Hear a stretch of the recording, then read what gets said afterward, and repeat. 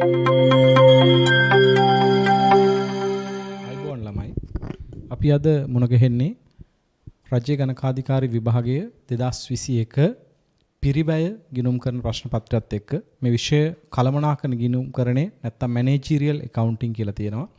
ඉතින් අපි ආරම්භක සම්මන්ත්‍රණයේ දවසේදී විශේෂයෙන්ම සාකච්ඡා කළා 2021 රජ්‍ය ගණකාධිකාරී විභාගයට අදාළව විෂයන් 4ක් තියෙනවා කියන එක. මේ වෙනකොටත් ඔබ විෂයන් 3කට අදාළ මම හිතන්නේ වීඩියෝ නරඹලා ඇති. ඉතින් අපි අද මම ඔබත් එක්ක කතා කරන්න බලාපොරොත්තු වෙන්නේ කළමනාකරන ගිණුම් කරන විෂය. මම හිතනවා බොහෝ අය මාව දන්නවා ඇති. මගේ නම සලිල විතානගේ වරලත් ගණකාධිකාරීවරයෙක්. ඉතින් මම වෘත්තීය පාඨමාලාවන් වලට උගන්වන්න ආරම්භ කරනවා 2006 වර්ෂයේදී. ඉතින් 2006 ඉඳලා අද දක්වා වසර 15ක් වරලත් ගණකාධිකාරී විභාගයේ ඒ වගේම AAT විභාග රජ්‍ය ගණකාධිකාරී විභාග. ඉතින් මේ පාඨමාලාවන් සඳහා විශේෂයෙන්ම ලංකාවේ පළාත් කිහිපයක ඉගැන්වීම් කරලා දෙනවා මගේ වෘත්තියත් එක්ක. වෘත්තීය ගමනේ එක එක අවස්ථාවත් එක්ක විශේෂයෙන් ගාල්ල, මාතර, කොළඹ, ඒ වගේම කුරුණෑගල, අනුරාධපුර වගේ ස්ථානවල මම වෘත්තීය අධ්‍යාපනය සම්බන්ධයෙන් දේශනා කළා තියෙනවා. ඒ නිසා මම හිතන්නේ ගොඩක් අය දන්නවා. ඉතින් විශේෂයෙන්ම අද දේශනේ ආරම්භයට කලින් මම යම් කිසි කරුණු කීපයක් ඔබට කිව යුතුයි කියලා මම හිතනවා. හැමෝම බලාපොරොත්තුෙන් හිටපු දේ තමයි ගැසට් එක. ඉතින් විභාග ගැසට් එක තාම නිකුත් වෙලා නැහැ. අපි එදා දවසේ ඔබට දැනට මේ නිකුත් කරලා තියෙන ගැසට් එක සම්බන්ධ කරගනිමින් මේ ගැසට් එක මත පදනම් වෙලා විෂය නිර්දේශය සාකච්ඡා කළා. ඒතර මේ ගැසට් එක නිකුත් වෙන්නේ 2021 අප්‍රේල් මාසේ. ඉතින් මේ ගැසට් නිවේදනය පදනම් කරගෙන තමයි අපි ආරම්භක සම්මන්ත්‍රණයේදී විෂය නිර්දේශය සාකච්ඡා කළේ. ඉතින් මේ ගැසට් නිවේදනය ඉතා පැහැදිලිව දක්වලා තියෙනවා. මේ ගැසට් නිවේදනය හැමෝටම අපි ගෲප් වලට දාලා තියෙනවා. ටෙලිග්‍රෑම් ගෲප් එකට සහ WhatsApp ගෲප් වලට. ඉතින් හැමෝම මේක බොහොම කල්පනාවෙන් බලන්න. බොහොම සරල කළා මම කිව්වොත් විශේෂයෙන්ම දැන් ඔබට තිබෙන ගැටලු තමයි මේ විෂය නිර්දේශය කොහොමද සකස් වෙන්නේ, මොනවද තියෙන ප්‍රශ්න පත්‍ර. ඉතින් බොහොම පැහැදිලි අපිට තියෙන ප්‍රශ්න පත්‍ර විෂයන් තමයි මූල්‍ය ගිණුම්කරණය, කළමනාකරන ගිණුම්කරණය, ආර්ථික විශ්ලේෂණය සහ විගණනය කියන විෂයන්. ඉතින් මේ විෂයන් 4 ප්‍රශ්න පත්‍ර 2කට තමයි ලැබෙන්නේ. මූල්‍ය ගිණුම්කරණය සහ කළමනාකරන ගිණුම්කරණය එක ප්‍රශ්න පත්‍රයකට ලැබෙනවා. ආර්ථික විශ්ලේෂණ සහ විගණනය තවත් ප්‍රශ්න පත්‍රයක් විදිහට ලැබෙනවා. හැබැයි අපි විෂයන් 4ක් විදිහට ඉගෙන ගන්න අවශ්‍ය වෙනවා. මොකද මේකට පැහැදිලිවම විෂය නිර්දේශ 4ක් මේ ගැසට් පත්‍රයේ දාලා තියෙනවා. ඉතින් ඔබට පුළුවන් මේ ගැසට් එක කියවන්න. ඉතින් මේ ගැසට් එක කියවුවොත් ඔබට ලැබෙනවා පිළිතුරු ප්‍රශ්න කීපයකටම. විශේෂයෙන්ම ඔබ බලාපොරොත්තු වෙච්ච දේවල් තමයි ඔබට මේකට ලියන්න අවශ්‍ය සුදුසුකම්. මම බොහොම සරලව කිව්වොත් මේ විභාගය ඔබ වරලත් ගණකාධිකාරී ආයතනයේ දෙවෙනි අදියර සම්පූර්ණ කරලා තියෙනවා නම් අලුත් විෂය නිර්දේශයේ, ඒ කියන්නේ බිස්නස් ලෙවල් 2 එක අලුත් විෂය නිර්දේශ. පරණ සිලබස් එකේ නම් එක්සිකියුටිව් ලෙවල් එක, විධායක අධියර කියන එක. ඊටත් පරණ සිලබස් එක ගත්තොත් කැබ් 2 ලෙවල් එක, කැබ් 2 කියලා තිබ්බ ලෙවල් එක. ඊටත් කලින් සිලබස් එක ගත්තොත් වරලත් ගණකාධිකාරී ආයතනයේ අන්තර් මධ්‍යම අධියර, ඉන්ටර්මීඩියට් ලෙවල් එක. එතකොට වර්තමාන සිලබස් එකේ නම් බිස්නස් ලෙවල් 2 කියන එක. ඉන්ටර්මීඩියට් ලෙවල් එක සම්පූර්ණ කරලා තියෙන අයට මේ විභාගයට මුහුණ දෙන්න පුළුවන්, විභාගය සඳහා ආයුධම් කරන්න පුළුවන්. ඒ වගේම තමයි HND ළමයින්ට ආයුධම් කරන්න පුළුවන්. වාණිජ්‍ය විෂය පාඨමාලාවට අදාළව උපාධියක් තියෙන ශිෂ්‍යයන්ට ආයුධම් කරන්න පුළුවන්. ඒ වගේම සීමා ලෙවල් එක කට්ටියටත් ආයුධම් කරන්න පුළුවන්. ඉතින් මේ පිළිබඳ පැහැදිලිව මේ සර්කියුලර් එකේ තියෙනවා, ගැසට් නිවේදනයේ තියෙනවා. ඉතින් මේ ගැසට් නිවේදනයේ ඔබට මම අපේ ටෙලිග්‍රෑම් ගෲප් එකට සහ WhatsApp ගෲප් වල දාලා තියෙනවා. ඉතින් ඒකෙන් බලන්න. හොඳයි. විශේෂයෙන්ම අපි මේ විෂය නිර්දේශය සම්බන්ධයෙන් ගත්තොත් පිරිවැය හා කළමනාකරන ගිණුම්කරණය නැත්නම් කළමනාකරන ගිණුම්කරන විෂය නිර්දේශය ගත්තොත් අපි ගිය සතියේ තිබුණු සෙමිනාර් එකේදී අපි සාකච්ඡා කළා මේ විෂය නිර්දේශය. ඒ විෂය නිර්දේශය අපි ඔබට දාලා තියෙනවා ඩවුන්ලෝඩ් කරගන්න පුළුවන් කළමනාකරන ගිණුම්කරන විෂයට අදාළව.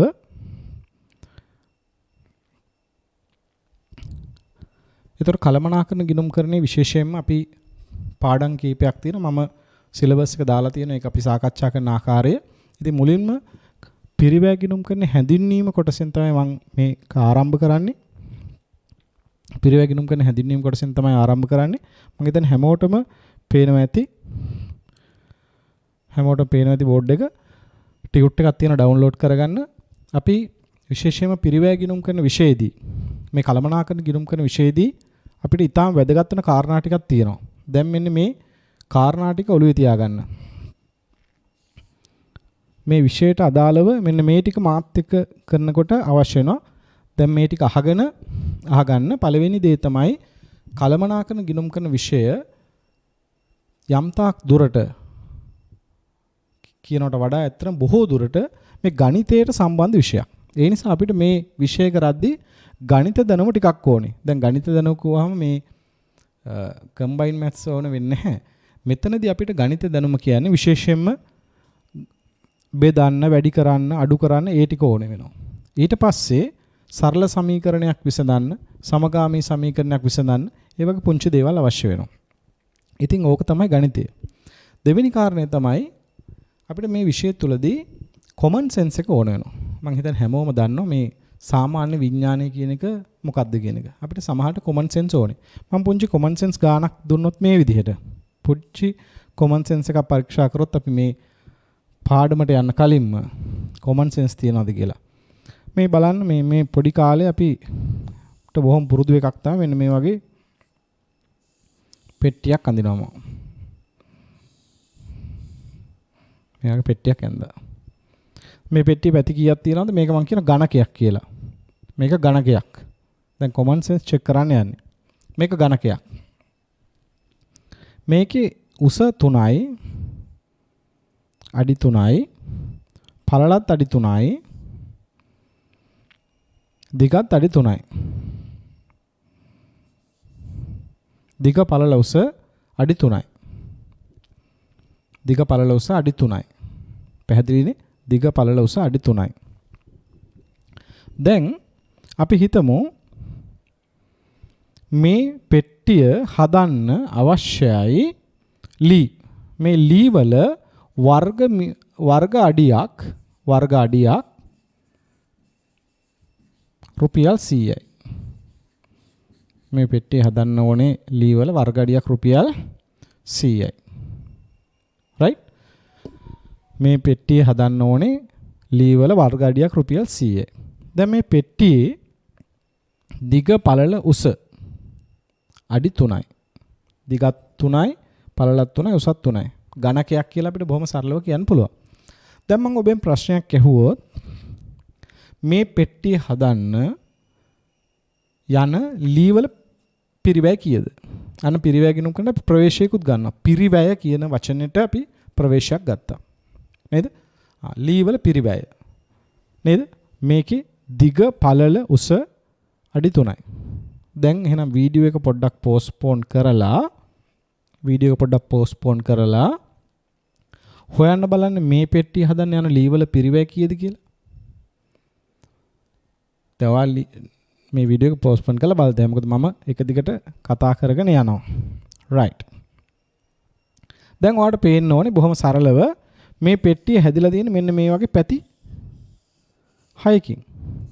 මේ වගේ පැති 6ක් නේ මේ පෙට්ටිය තියෙන්නේ. මේ වගේ ලෑලි 6ක් ගහලා තමයි මේ පෙට්ටිය හදලා තියෙන්නේ.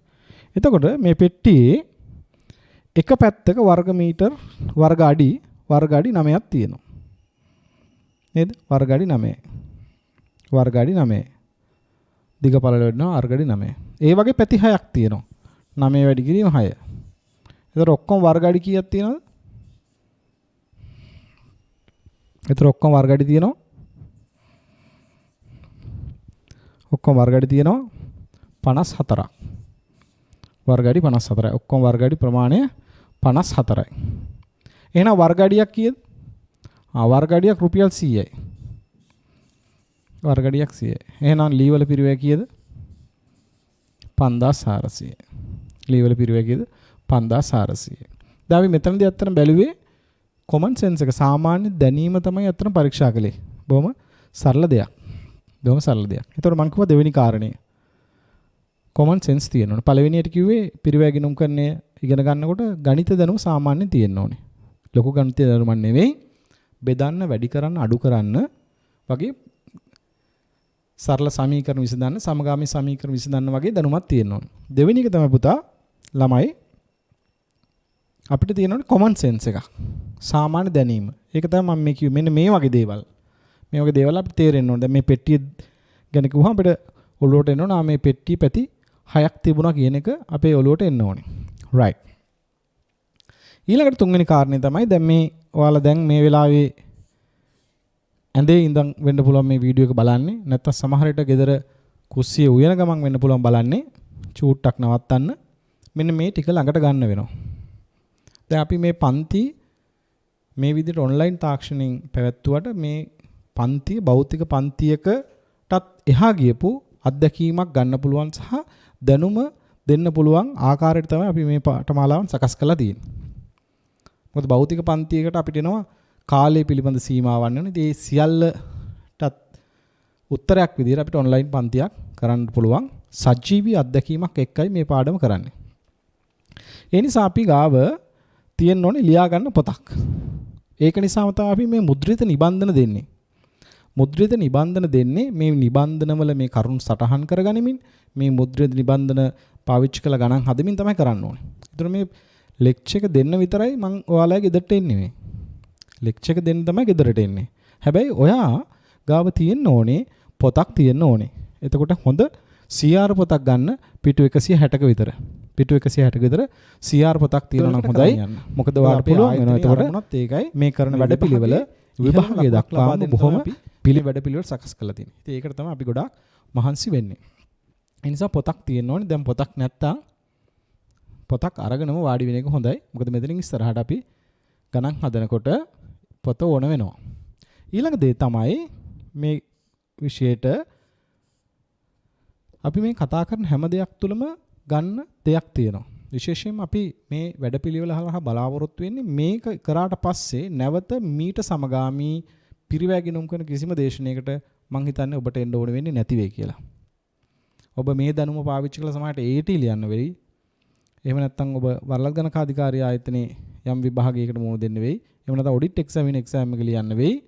මේ දැනුම පාවිච්චි කරලා ලියන්න ඕන එකම විභාගයකටවත් නැවත දේශනයකට පිරිවැගිනුම් කරන්නේ සම්බන්ධ වෙන්න ඕනේ නැති වෙන මට්ටමට අපි ඔබට දැනුම 100%ක්ම ලබා දෙන්න බලාපොරොත්තු වෙනවා. ඒ නිසා මම හිතනවා හැමෝම මේ ලෙක්චර්ස් බොහොම හොඳට ෆලෝ කරන්න. ඒ හැම දිනකදීම ගන්න දේවල් තියෙනවා. මම ඒක පාඩම ඉස්සරහට යද්දී ඔබට මේවා සම්බන්ධ වෙන්නේ කොහොමද කියන එක පැහැදිලි කරන්නම්. ඊළඟ දේ තමයි අපේ වැඩසටහන පිළිබඳව මම පිරිවැය ගිණුම් කරණයට එහෙම නැත්නම් මේ කලමනාකරන ගිණුම් කරන විෂයට අදාළව මම සකස් කරලා තියෙන වැඩපිළිවෙල ගැන ඔබට කියන්නට ඕනේ. මොකද දැන් අපි වැඩපිළිවෙලේ තියෙන අංග උපාංග මොනවද කියන එක පිළිබඳ ඔබ උනන්දුවක් දක්වනවා ඇති. පළවෙනිම දේ තමයි ඔබට මේ වගේ වීඩියෝ ලෙක්චර්ස් බලා ගන්න පුළුවන්. පළවෙනිම දේ තමයි මේ වගේ වීඩියෝ ලෙක්චර්ස් ඔබට තියෙනවා. ඊළඟ දේ තමයි අපි මැටීරියල්ස් ඔබට ගෙදරට ඩිලිවර් කරනවා printed material විදිහට. ඊළඟ දේ තමයි අපි ඔබට කියවන්න අවශ්‍ය විශේෂ දෙයක් තියෙනවා නම් additional දෙයක් subject knowledge එකට අදාළව additional දෙයක් තියෙනවා නම් ඒ documents අපි මේ පාඩම් එක්කන් අපේ LMS එකට අප්ලෝඩ් කරනවා. එතනින් ඩවුන්ලෝඩ් කරලා බලන්න පුළුවන්. print out ගන්න අවශ්‍යතාවයක් තියෙන document යන හැම විටම අපි printed material එකක් ඔබට ඩිලිවර් කරනවා. ඊට අමතරව ඉතාම වැදගත් දෙයක් තමයි අපි හැම මාසෙකදීම මම කරපු දේවල් වලට අදාළ එක්සෑම් එකක් තියෙනවා. මොකද අපේ එක්සෑම් පෝර්ටල් එකක් තියෙනවා. මේ සිස්ටම් එක ඇතුලේ ඔන්ලයින් ටීචින් ප්ලැට්ෆෝම් එක ඇතුලේ අපේ තියෙනවා එක්සෑම් පෝර්ටල් එකක්. ඒ නිසා මම මේ පළවෙනි මාසයේ උගන්වන දේවල් වලට අදාළව විශේෂයෙන්ම ජූනි මාසයේ උගන්වන දේවල් වලට අදාළව අපි ජූනි මාසයේ තියෙන එක්සෑම් එකක්. එක්සෑම් එකත් ලකුණු දෙනවා. ඒතකොට ලකුණු වැඩි අයගේ ඒවා විතරක් අපි කියන්නම්. හැමෝටම කියන්නම්. අනිත් අයගේ ඒවා හැමෝටම කියන්නේ නැහැ. හැබැයි ඔබේ ලකුණ ඔබ කීයද කියලා දැනගන්න ඔබට සලස්වනවා. මොකද ඒකට හේතුව තමයි අපිට අවශ්‍යයි ඔබ මේ පාඨමාලාව තුළ සජීවී විඳමින් ඉතාමත්ම හොඳ ලකුණකට යන්න. ඒ නිසා අපි මේ පාඨමාලාව තුළදී මේ මොඩල් එක තුළදී මම එක්සෑම්ස් දෙනවා. මම විතර නෙමෙයි අපේ සියලුම දේශක මණ්ඩලය ඒ විදිහට එක්සෑම් එකක් තියෙනවා. right. එතකොට අපේ ප්‍රෝග්‍රෑම් එක තුල ඔන්න ඔය කාරණා තියෙනවා.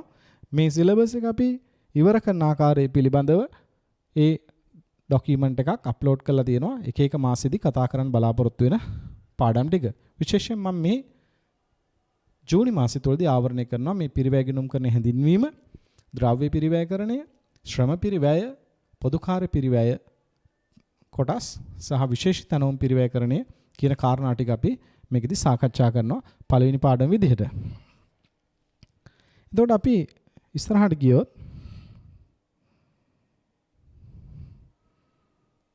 right.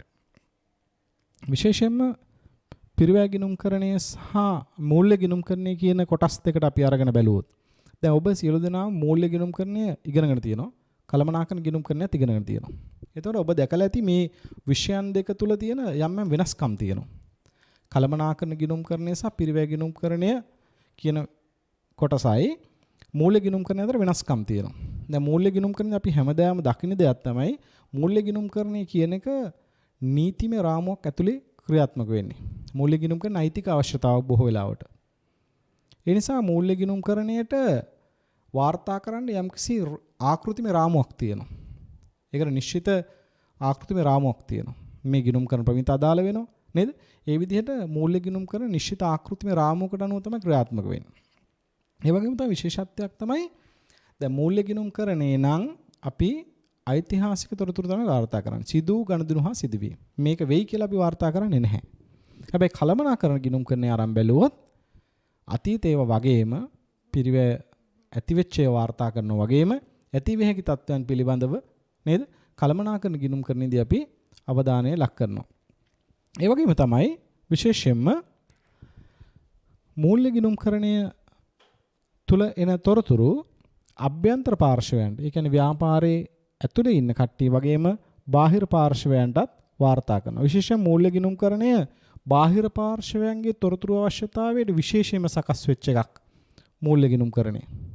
හැබැයි කළමනාකරණ ගිණුම්කරණය මගින් තොරතුරු සපයන්නේ ආයතනයේ ඉන්න කළමනාකාරීත්වයට පමණයි. ඒ නිසා මේ විදිහට කළමනාකරණ ගිණුම්කරණය සහ පිරිවැය මූල්‍ය ගිණුම්කරණය අතර වෙනස්කම් කිහිපයක් තියෙනවා. 3ක් විතර මතක තියාගන්න. විභාගයට අදාළව යම් හේකින් ලියන ප්‍රශ්නයකට ආවොත් ලකුණක දෙකක මතක තියාගන්න මම වෙනස්කම් 5ක් ටියුට් එකේ දීලා තියෙනවා. ඉතින් ටියුට් එකෙන් බලන්න පුළුවන්. මම ඒ ටික තමයි දැන් ඔබත් එක්ක සාකච්ඡා කළේ. right. ඊට පස්සේ අපි මේ පිරිවැය ගිණුම්කරණේ අරමුණු නැත්නම් පරමාර්ථ ටියුට් එකේ ලියා ගන්න පුළුවන්. අංක 1 2 3 කියලා මම දැම්මා. පිරිවැය ගිණුම්කරණේ පරමාර්ථ. පිරිවැය ගිණුම්කරණේ අරමුණු. ඇයි අපිට මේ පිරිවැය ගිණුම්කරණය කියන එක අවශ්‍ය වෙන්නේ? අපි පිරිවැය ගිණුම්කරණය සහ මූල්‍ය ගිණුම්කරණය අතර වෙනස්කම් කතා කරද්දී මම කියපු දෙයක් තමයි මූල්‍ය ගිණුම්කරණයේදී අපි වාර්තා කරන්නේ ඓතිහාසික තොරතුරු. හැබැයි කළමනාකරණ ගිණුම්කරණයේදී ඓතිහාසික තොරතුරු වගේම අනාගත වර්තමාන තොරතුරු වාර්තා කිරීමක් කරනවා කළමනාකරණ ගිණුම්කරණය. අපි මේක මෙහෙමත් කියනවා. මූල්‍ය ගිණුම්කරණය කියන්නේ ඇත්තටම පෝස්ට් මෝටම් රිපෝට් එකක්. පශ්චාත් මරණ පරීක්ෂණ වාර්තාවක්. සිදු වෙච්ච දේ ගැන තමයි කියන්නේ. කළමනාකරණ ගිණුම්කරණය ගැද්දින් අපි කියනවා මේක හරියට ඉන්වෙස්ටිගේෂන් රිපෝට් එකක් වගේ. මම බොහොම සරලව මෙහෙම කිව්වොත් අපි දැන් කෙනෙක් මැරෙනවා. මැරුණාට පස්සේ එයාගේ මරණ පරීක්ෂණ වාර්තාව දෙනවා. මේක ඓතිහාසික සිදුවීමක්නේ. හිස්ටොරිකල් ඉන්ෆර්මේෂන් එකක්නේ. මැරුණාට පස්සේ පෝස්ට්මෝටම් රිපෝට් එකක් දෙනවා කියන එක. නේද? දැන් මූල්‍ය ගිණුම් වල තියෙන හැම වෙලාවෙම මෙහෙම. මූල්‍ය ප්‍රකාශ 2003 3:31 අවසන් වූ වර්ෂය සඳහා හිස්ටොරිකල්. නේද? ඒ වගේම මේ කළමනාකරණ ගිණුම්කරණය අපි මේ වාර්තාවලට කියන ඉන්වෙස්ටිගේෂන් රිපෝට් එකක් කියලා. මේක හරියට අර අනාගතය දිහා බලන්න පුළුවන් මෙතනදී. දැන් උදාහරණයක් විදිහට අපි හිතමු අපි ගන්නවා මේ ඉන්වෙස්ටිගේෂන් රිපෝට් එකක් මම ගන්නවා මගේ ලිපිඩ් ප්‍රොෆයිල් එක. ඒක ලිපිඩ් ප්‍රොෆයිල් එක ගත්තාම මෙන්න කොලෙස්ටරෝල් වැඩි. නේද? අන්න හොඳ ඉන්ඩිකේටර් එකක් තියෙනවා. මොකක්ද? බැරි වෙලාවත් තව වැඩි වුණොත් මැරෙන්න පුළුවන්. දැන් මට වටින්නේ පෝස්ට්මෝටම් එකද ඉන්වෙස්ටිගේෂන් රිපෝට් එකද? දෙකම වටිනවා වෙන්න පුළුවන්. දෙකම වටිනවා වෙන්න පුළුවන්. ඇත්තට මට තීරණ ගන්න මොකද්ද වටින්නේ? තීරණ ගන්න වටින්නේ මොකද්ද? මට මරණේ වළක්ව ගන්න තිබුණා ඉන්වෙස්ටිගේෂන් රිපෝට් එක ආවනම් මම ඒක වළක්ව ගන්නවා. අන්න ඒක තමයි කලමනාකරන ගිණුම් කරන තියෙන විශේෂත්වය. right? ඒ නිසා මේ කලමනාකරන ගිණුම් කරන පරමාර්ථ තුනක් මම ඔබට දෙනවා. ලියා ගන්න පුළුවන්. පිරිවැය ගිණුම් කරන පරමාර්ථ තුනක් දෙනවා. ඒක ලියා ගන්න පුළුවන්. අංක 1 පිරිවැය නිශ්චය කිරීම. පිරිවැය නිශ්චය කිරීම. පිරිවැය නිශ්චය කිරීම. දැන් ටියුට් එක තාම ගෙදරට ඇවිල්ලා නැති නිසා දැනට කොලයක ලියා ගන්න පිරිවැය නිශ්චය කිරීම. එහෙම නැත්නම් මොකද කරන්නේ? ටියුට් එක ආවට පස්සේ ලියා ගන්න පුළුවන්. නේද? ටියුට් එක ආවට පස්සෙත් මේ වීඩියෝ එක බලන්න පුළුවන් නේද? මොකද මේක විභාගේ දක්වා මේ වීඩියෝ එක මම තියෙනවා. ඒකට ඔයාලට ඕනම අවස්ථාවක බලන්න පුළුවන්. පිරිවැය නිශ්චය කිරීම. පිරිවැය නිශ්චය කිරීම කියලා කියන්නේ අපි පිරිවැය ගිණුම් කරන්නේ බලාපොරොත්තු වෙනවා ඒකක පිරිවැය කොච්චරද කියලා තීරණය කරන්න. දැන් අපි මූල්‍ය ගිණුම් කරන්නේ දුනේ කාලච්චි දිවරුණාම මෙච්චරයි පිරිවැය කියලා කියනවනේ. මෙච්චර ලාභයක් ගියා මෙච්චරයි ලාභේ මේ තමයි ආදායම මේ වගේ තොරතුරු ගන්න පුළුවන් අපිට මූල්‍ය ගිණුම් කරන්නේ. දැන් පිරිවැය ගිණුම් කරන පරමාර්ථයක් තමයි පිරිවැය නිශ්චය කිරීම. ඒකක පිරිවැය ගණනය කරගන්න ඕනේ. දැන් අපි හිතමු අපි පාන් හදනවා කියලා. නේද? අපි පාන් හදන බේකරි එක. දැන් මට දැනගන්න ඕනේ මේ බේකරි හදන පාන් ගෙඩියක නැත්නම් රාත්තලක පිරිවැය කීයද කියලා. ඉතින් ඒක තමයි අපි කියන්නේ පිරිවැය නිශ්චය කිරීම. ඊළඟ එක තමයි පිරිවැය පාලනය කිරීම. පිරිවැය ගිණුම් කරන ඊළඟ පරමාර්ථය තමයි පිරිවැය පාලනය කිරීම. පිරිවැය පාලනය කිරීම. දැන් බලාපොරොත්තු වෙනවා මේ කොහොමද පිරිවැය පිළිබඳ අපි සැලසුම් කරා පිරිවැයක්. දැන් උදාහරණයක් විදිහට අපි මේ පිරිවැය පාලනය කියන එකට ගියාම අපි ඉදිරියේදී හමු වෙන පාඩම් මුණ ගැහෙනවා අයවැය ලේඛන හම්බ වෙනවා. ඊට පස්සේ ප්‍රමිත පිරිවැය කරන වගේ පාඩම් හම්බ වෙනවා. විශේෂයෙන් ප්‍රමිත පිරිවැය කරන්නේ හම්බ වෙනවා. අන්න පිරිවැය පාලනය. නේද? අපි බලනවා අපි පිරිවැය කොහොමද අඩු කරගන්න පුළුවන් වෙන්නේ. නේද? පිරිවැය අඩු කරගත්තෙන් බලනවා. ඒ වගේම සැලසුම් කළ පිරිවැය සහ සත්‍ය පිරිවැය කීයද? නේද? අන්න ඒක තමයි අපේ පාලන අධීරයේදී කරන්නේ. ඒතර පිරිවැය පාලනය කර ගැනීම පිළිබඳ අපි අවධානය යොමු කරනවා. ඊළඟ පරමාර්ථය තමයි පිරිවැය ගිණුම් කරන්නේ කලමනාකරණයට තීරණ ගැනීම සඳහා තොරතුරු සැපීම. කලමනාකරණයට තීරණ ගැනීම සඳහා තොරතුරු සැපීම. කලමනාකරණයට තීරණ ගැනීම සඳහා තොරතුරු සැපීම. මම කිව්වේ දැන් මේ කලමනාකරණ තොරතුරු කියන එක ඉතා වැදගත් තීරණ ගන්න. නේද? අපි තීරණ ගන්නේ තොරතුරු මත පදනම් වෙලා. ඔබ දැන් ඉගෙනගෙන තියෙනවනේ පොඩි කාලේ දත්ත ප්‍රොසෙස් කරාම එනවා තොරතුරු. අපි තීරණ ගන්නේ තොරතුරු මත පදනම් වෙලා. ඒ නිසා කලමනාකරණයේ තීරණ ගන්න ඉතා වැදගත් දෙයක් තමයි තොරතුරු. ඉතින් පිරිවැය ගිණුම් කරන එක පරමාර්ථයක් තමයි කලමනාකරණයට මේ තීරණ ගැනීම සඳහා තොරතුරු සම්පාදනය කරන්න. දැන් උදාහරණයක් අපි හිතමු මෙහෙම. අපි දැන් අපේ බේකරියේ අපි හදනවා කියලා හිතන්නකෝ හුලම් විස්කෝතුව. දැන් මේ හුලම් විස්කෝතුවක මිල කීයක් වෙන්න ඕනේද? මිල කීයක් දාන්න ඕනේද? කියලා කලමනාකරණ තීරණය කරන්න කලමනාකරණයට ඕනේ ඒකේ පිරිවැය කීයක්ද කියලා. නේද? පිරිවැය කීයක්ද? ඉතින් ඒ වගේ කලමනාකරණයට අවශ්‍ය තීරණ ගන්න අවශ්‍ය තොරතුරු සම්පාදනය කරන එක අපි බලාපොරොත්තු වෙනවා පිරිවැය ගිණුම් කරන්නේ. right. බොහොම සරල දේවල් මේවා මං හිතන්නේ කිහිපවතාවක් ඉගෙනගෙන තියෙන පුළුවන් පිරිවැය එකකේ කියන එක. හැබැයි මම දැන් මෙතන කියන්නේ මීට වඩා වෙනස් කතාවක්. දැන් මේක පාඩම් කරලා තියෙනවා පිරිවැය එකකේ. ඒකකයක පිරිවැය නිශ්චය කිරීම සඳහා යොදා ගන්නා නිෂ්පාදන හෝ සේවා ඒකකයක්. නැත්තම් පිරිවැය නිගමනය කිරීම සඳහා යොදා ගන්නා නිෂ්පාදන හෝ සේවා ඒකකයක් අපි කියනවා පිරිවැය ඒකකයක් කියලා. නේද? පිරිවැය ඒකකයක් කියලා කියනවා. පිරිවැය ඒකකයක් කියලා කියනවා. නේද? right. ඒතර පිරිවැය එක කියන එක මං හිතන්නේ කීප වතාවක් ඉගෙනගෙන ඇති. right. ඇයි මේක ඕන වෙන්නේ? මේක ඕන වෙන්නේ ඇයි? මේ concept එක ඇත්තටම අපිට වැදගත් වෙන්නේ ඇයි? දැන් ඒකනේ අපිට ඊගාවට වැදගත් වෙන්නේ ඇයි මෙච්චර මේ කියන්නේ කියන එක නේද? පිරිවැය එකකේ. ඒතර පිරිවැය එකකේ කියලා කියන්නේ පිරිවැය නිගමනය කිරීම සඳහා දාගෙන නිෂ්පාදන හෝ සේවා ඒකකයක්. තමයි පිරිවැය එක කියලා කියන්නේ. දැන් පොඩි කාලේ ඉඳලා ඉගෙන ගත්ත දෙයක් තමයි බේකරි එක පාන් ගෙඩියක්. නේද? right. ඉතින් මේ වගේ මේ ආයතන වල යොදා ගන්න පිරිවැයක කීපයක් උදාහරණ මම hand out එකේ දීලා තියෙනවා. මේකේ ඇත්තටම මේක බලන්න ඕනේ අපි මේක වැදගත් වෙන්නේ කොහොමද? දැන් අපිට මේ පිරිවැයකේ තියෙන වැදගත්කම මොකද්ද? right. දැන් අපි ප්‍රධාන වශයෙන්ම පිරිවැයකකය සම්බන්ධ කරගන්න ඕනේ දේ තැනක් තමයි විකුණුම් ඒකකයට. මොකද්ද විකුණන්නේ? විකුණුම් ඒකකය මොකද්ද අපි? විකුණන්නේ මොකද්ද? නේද? අපි අලුත් දෙයක් කියන්න යන්නේ වෙන කතන්දරයක් කියන්න යන්නේ මෙතන. අපි විකුණන්නේ මොකක්ද? දැන් අපි විකුණන්නේ මොනවද? පාන් රාත්තලක් විකුණනවා.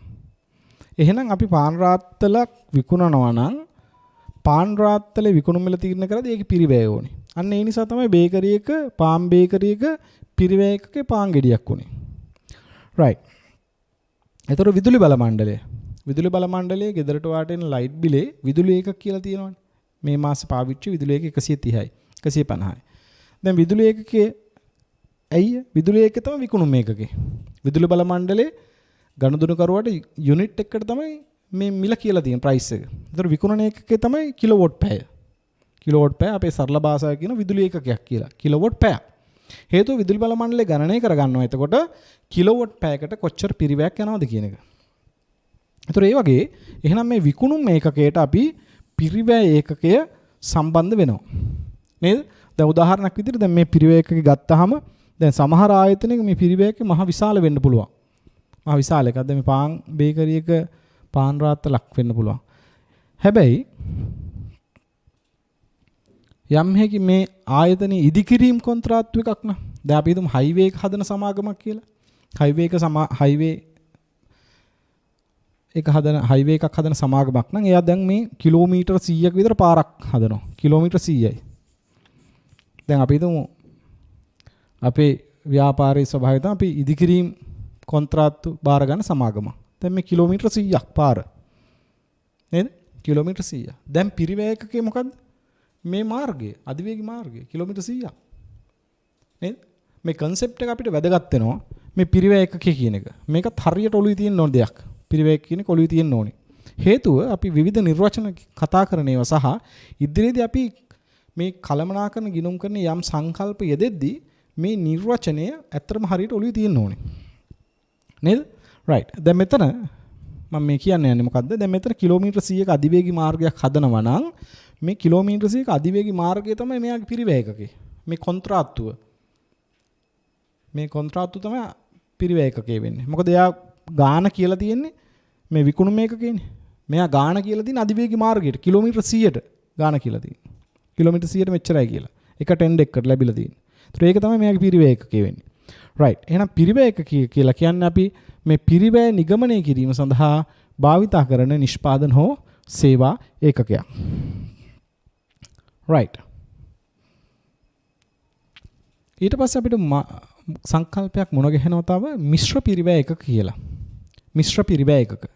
දැන් මිශ්‍ර පිරිවැය එකක. දැන් මේ පිරිවැය එකකේ කොටස් දෙකකින් සමන්විත වෙනවා නම් අපි කියන එක මිශ්‍ර පිරිවැය එකක.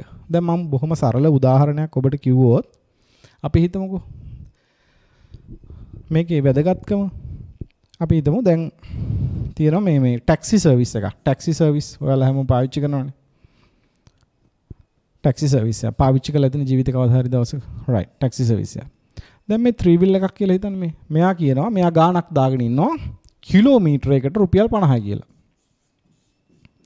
කිලෝමීටර එකට 50යි. right.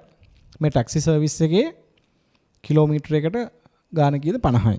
එයා දීලා තියෙනවා එයාගේ මිල 50යි. එතකොට එයා ගණනය කරගන්නෙත් කිලෝමීටර එකට පිරිවැය තමයි එයා බලන්නට ඕනේ. right. එයා ගාණ දීලා තියෙන්නේ කිලෝමීටරේ රුපියල් 50යි කියලා. right. දැන් අපි හිතමු මේ වාහනේ 3 දෙනෙක් නැග්ගා කියලා. එයා ඒත් කියන කිලෝමීටර් 50යි. 3 wheel එකට 3 දෙනෙක් නැග්ගා කියලා 150ක් ගන්නෑ 50යි කිලෝමීටර් 50යි. එතකොට එයා ඒ වෙන මොකුත් කන්සිඩර් කරේ නැහැ. එයා කන්සිඩර් කරපු එකම දේ සැලකිල්ලට ගත්ත එකම දේ මොකද්ද? ධාවනය කරන කිලෝමීටර ගාණ. කිලෝමීටර එකට 50යි. කිලෝමීටර දෙකක් ගියොත් රුපියල් 100ක් දීලා තමයි බහින්න ඕනේ. right.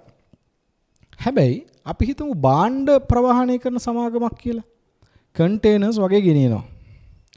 right. මෙයා බඩු ප්‍රවාහනය කරන සමාගමක්. දැන් මෙයාට කවුරු හරි ඕඩර් එකක් දුන්නොත් ටොන් 10ක් කොළඹ ඉඳලා කුරුණෑගලට ගේන්න කියලා. මෙයා දෙනවා ටොන් 10ක් කොළඹ ඉඳලා කුරුණෑගලට ගේන්න කියලා. මෙයාට තව ඇණවුමක් ලැබෙනවා මේ පළවෙනි එක අංක 1. මෙයාට තව ඇණවුමක් ලැබෙනවා ටොන් 2ක් කොළඹ ඉඳලා කුරුණෑගලට ගේන්න. කිලෝමීටර ගන්න දෙකම එක අපි හිතමු කිලෝමීටර 120යි කියලා. අපි නිකන් හිතමු කිලෝමීටර 120යි. right? කිලෝමීටර 120යි. පළවෙනි එක තමයි මොකද්ද? ටොන් 10ක් කොළඹ ඉඳලා කුරුණෑගලට ගේන්න. දෙවෙනි එක තමයි ටොන් 2ක් කොළඹ ඉඳලා කුරුණෑගලට ගේන්න. right. දැන් මේ දෙකටම එක ගාණක්ද කියන්නේ? මේ දෙකටම අපි එක ගාණක්ද කියන්නේ? කිලෝමීටරයට 50යි කියලා හරියනවද? අර වගේ. අතරනේ ඉස්සලා කිලෝමීටර රුපියල් 50 කිලෝමීටර දෙකක් ගියාම රුපියල් 100යි. දැන් මේකේ හැටියට නම් ටොන් 10ක් කිලෝමීටර 120ක් තියෙනවා. ටොන් 2ක් කොළඹ ඉඳලා කුරුණෑගලට ඒත් කිලෝමීටර 120යි. මේ දෙකටම එක ගාණක් කියලා හරියනවද? බෑ. එහෙනම් මේකෙදි මෙතනදි බැලුවේ දුර විතරයි. මෙතනදි බැලුවේ දුර විතරයි අපි. දුර විතරයි ගත්තේ කිලෝමීටරයකට රුපියල් 50යි කියලා කිව්වා. හැබැයි දැන් එහෙම බෑ. අපිට බලන්න වෙනවා දුරත් බලන්න වෙනවා. බරත් බලන්න වෙනවා ප්‍රවාහණය කරන. දුර වගේම බර. දුරයි බරයි දෙකම බලන්න වෙනවා. දැන් අන්න පිරිවැය ඒකකය සකස් වෙන කොටස් දෙකකින්. අන්න අපි කියනවා මිශ්‍ර පිරිවැය එකක කියලා. මිශ්‍ර පිරිවැය එකක. ඇයි? දැන් අපි මේකෙදි පිරිවැය තීරණය කරද්දී දුර විතරක් බලලා බෑ. දුර විතරක් බැලුවොත් අපි මේ දෙන්නට මේකම ගාණක් කියන්න ඕන. ටොන් 10ක් අපි ප්‍රවාහණය කරන්නේත් එකම ගාණ, ටොන් 2ක් ප්‍රවාහණය කරන්නේත් එක ගාණට. නේද? අපි මෙතනදී මොකද කරන්නේ? ප්‍රවාහණය කරන දුරත් බලනවා, බරත් බලනවා. දැන් ඔන්න පිරිවැය එකේ කොටස් දෙකකින් සමන්විත වෙනවා. අපි මෙතනදී නිර්මාණය කරන පිරිවැය එකකයක් ටොන් කිලෝමීටර් කියලා.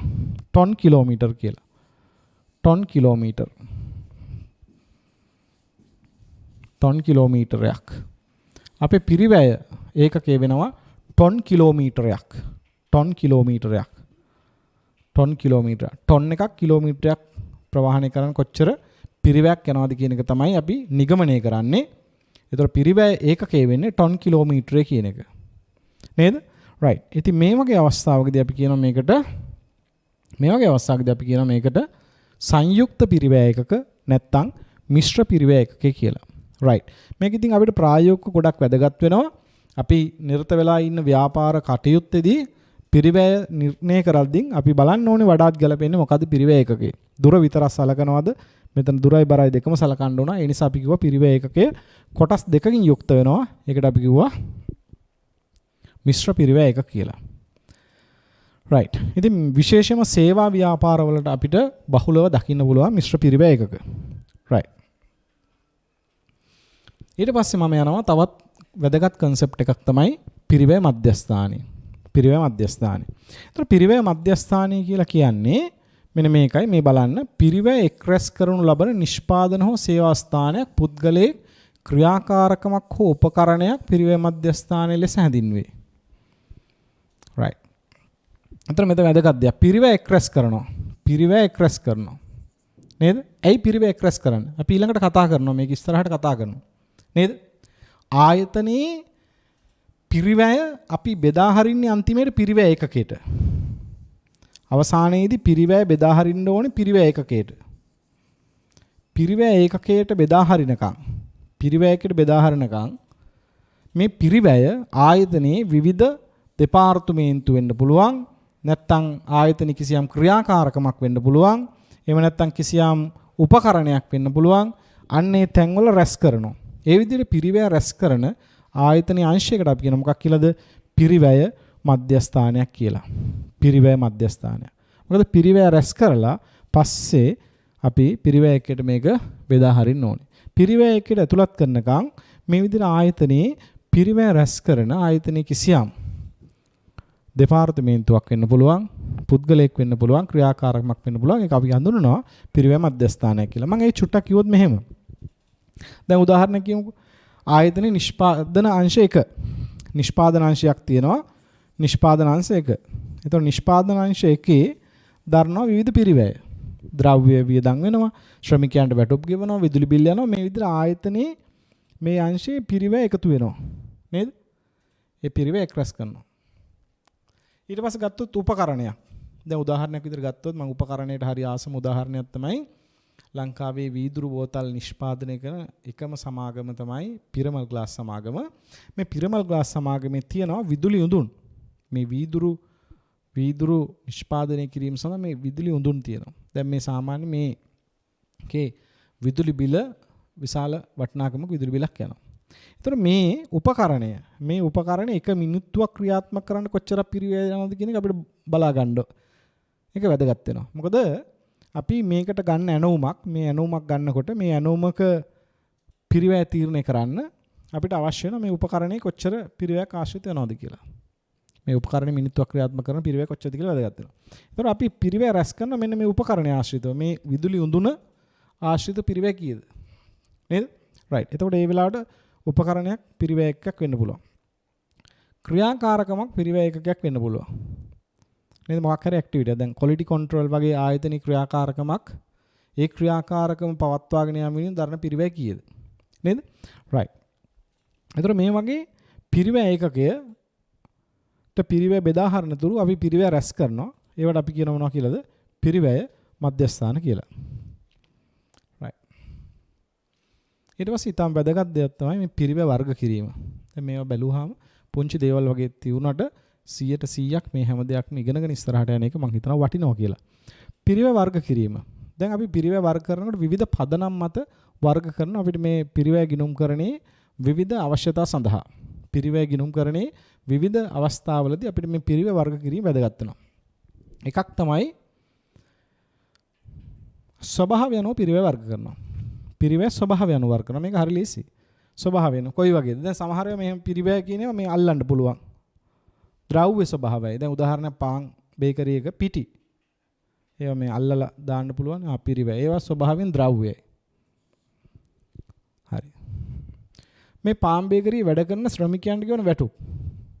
ඒව ශ්‍රම පිරිවැය. ස්වභාවයෙන් ශ්‍රමය. මේ දෙකටම වැටෙන තියෙනවා තියෙනවා අපි කියනවා වියදම් පිරිවැය. දැන් උදාහරණයක් විදිහට ගොඩනැගිලි කුලිය. ඒක ද්‍රව්‍යයක් නෙමෙයිනේ අල්ලන්න පුළුවන් එකකුත් නෑ. එහෙම නෑ ද්‍රව්‍ය. ශ්‍රමයක් නෙමෙයිනේ. නෑ. එහෙනම් මොනවද? වියදම් පිරිවැය. එහෙනම් පිරිවැය ඔන්න ස්වභාවය අනුව වර්ග කරනවා කොහොමද? ද්‍රව්‍ය, ශ්‍රමය සහ වියදම්. ද්‍රව්‍ය, ශ්‍රමය, වියදම් කියලා. right.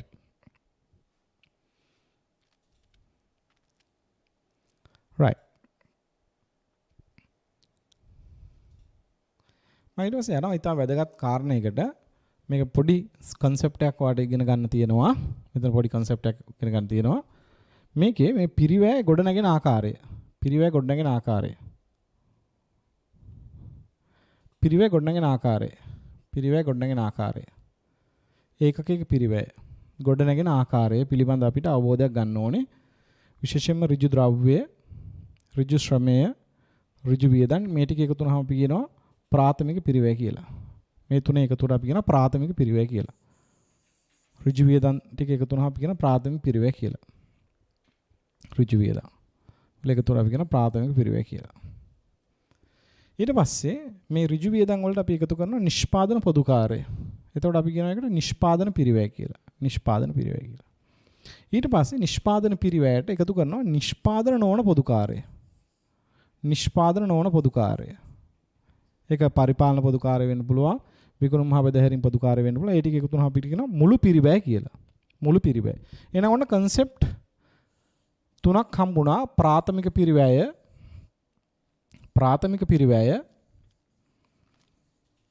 ඊට පස්සේ නිෂ්පාදන පිරිවැය, ඊට පස්සේ මුළු පිරිවැය. වෙන් කළා අඳුන ගන්න මෙන්න මේක. මොකද අපිට ගණන් වලදී අවශ්‍ය වෙන මේ අවබෝධය ප්‍රාථමික පිරිවැය කියන ඍජු පිරිවැය වල එකතුව. නිෂ්පාදන පිරිවැය කියන්නේ ඍජු පිරිවැයට අපි නිෂ්පාදන පොදු කාර්ය ටික එකතු කරනවා. නිෂ්පාදන පොදු කාර්ය ටික එකතු කරනවා. එතකොට එනවා මුළු නිෂ්පාදන පිරිවැය. මුළු නිෂ්පාදන පිරිවැය වලට අපි නිෂ්පාදන නොවන වියදම් නැත්නම් පරිපාලන පොදු කාර්ය විකුණුම් මහ බෙදා හැරීම් පොදු කාර්ය එකතු කරාම වෙන මුළු පිරිවැය. රයිට්. මේ උදාහරණයෙන් මම ගන්නවා ඉස්සරහට මට පොඩි සංකල්ප දෙකක් පැහැදිලි කරන්න ඕනේ. මේ ගාන හැටියට නම් කීයද? එකක පිරිවැය 160යි. ලාභය රුපියල් 40යි. එතකොට විකුණුම් මිල 200යි. රයිට්. මෙන්න මේක. මෙන්න මේ ගාන මේ කාරණේ ඉතාම වැදගත්.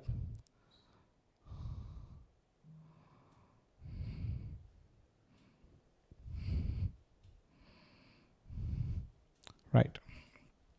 මේක ඉතාම වැදගත් එකක්.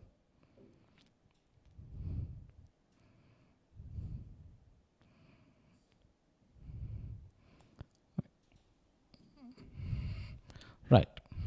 ලාභ අධිකය. ලාභ අධිකය නැත්නම් අපි කියන profit markup කියලා. ලාභ අධිකය කියලා කියන්නේ අර ඉස්සලා ගානේ හැටියට නම් ඒ ගානේ පිරිවැය තිබ්බා. පිරිවැය ඉස්සලා පිටුවේ 160යි නේ. ඉස්සලා පිටුවේ පිරිවැය තිබ්බා 160යි. ලාභය 40යි. එතකොට විකුණුම් මිල කීයද? 200යි. right. ලාභ අධිකය. මෙන්න මේ විදිහට. මම මෙහෙම කියනවා. ලාභ අධිකය. නැත්නම් අපි කියනවා profit markup කියලා. ලාභ අධිකය. මේ ලාභය පිරිවැයේ ප්‍රතිශතයක් විදියට දෙනවා. ලාභය පිරිවැය වල ප්‍රතිශතයක් විදියට දෙනවා. ලාභේ පිරිවැය ප්‍රතිශතයක් විදිහට ප්‍රකාශ කරනවා නම් අපි ඒකට කියනවා ලාභ අධිකය කියලා. ලාභය පිරිවැය ප්‍රතිශතයක් විදිහට පෙන්නනවා නම් අපි ඒකට කියනවා ලාභ අධිකය කියලා. මේ වචනේ ඉතාල වැදගත්. profit markup ලාභ අධිකය. ඇයි එහෙම වැදගත් වෙන්නේ කියන එක මම පැහැදිලි කරනවා දැන්. මොකද ගානක අපිට දෙන්න පුළුවන් ගානක කෙලිම දෙන්න පුළුවන් ලාභ අධිකය 120යි කියලා. වෙන මොකුත් කියන්නේ නැහැ. ලාභ අධිකය 120යි.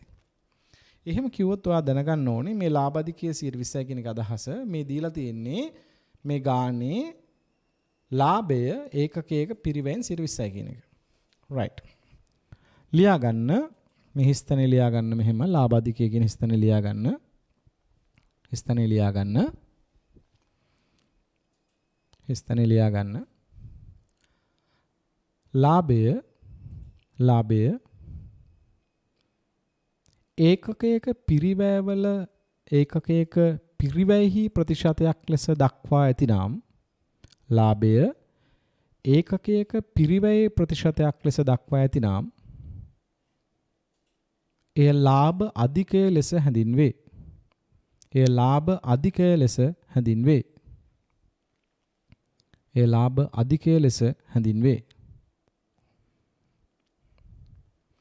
ඊට පස්සේ මේ සමීකරණය දාන්න.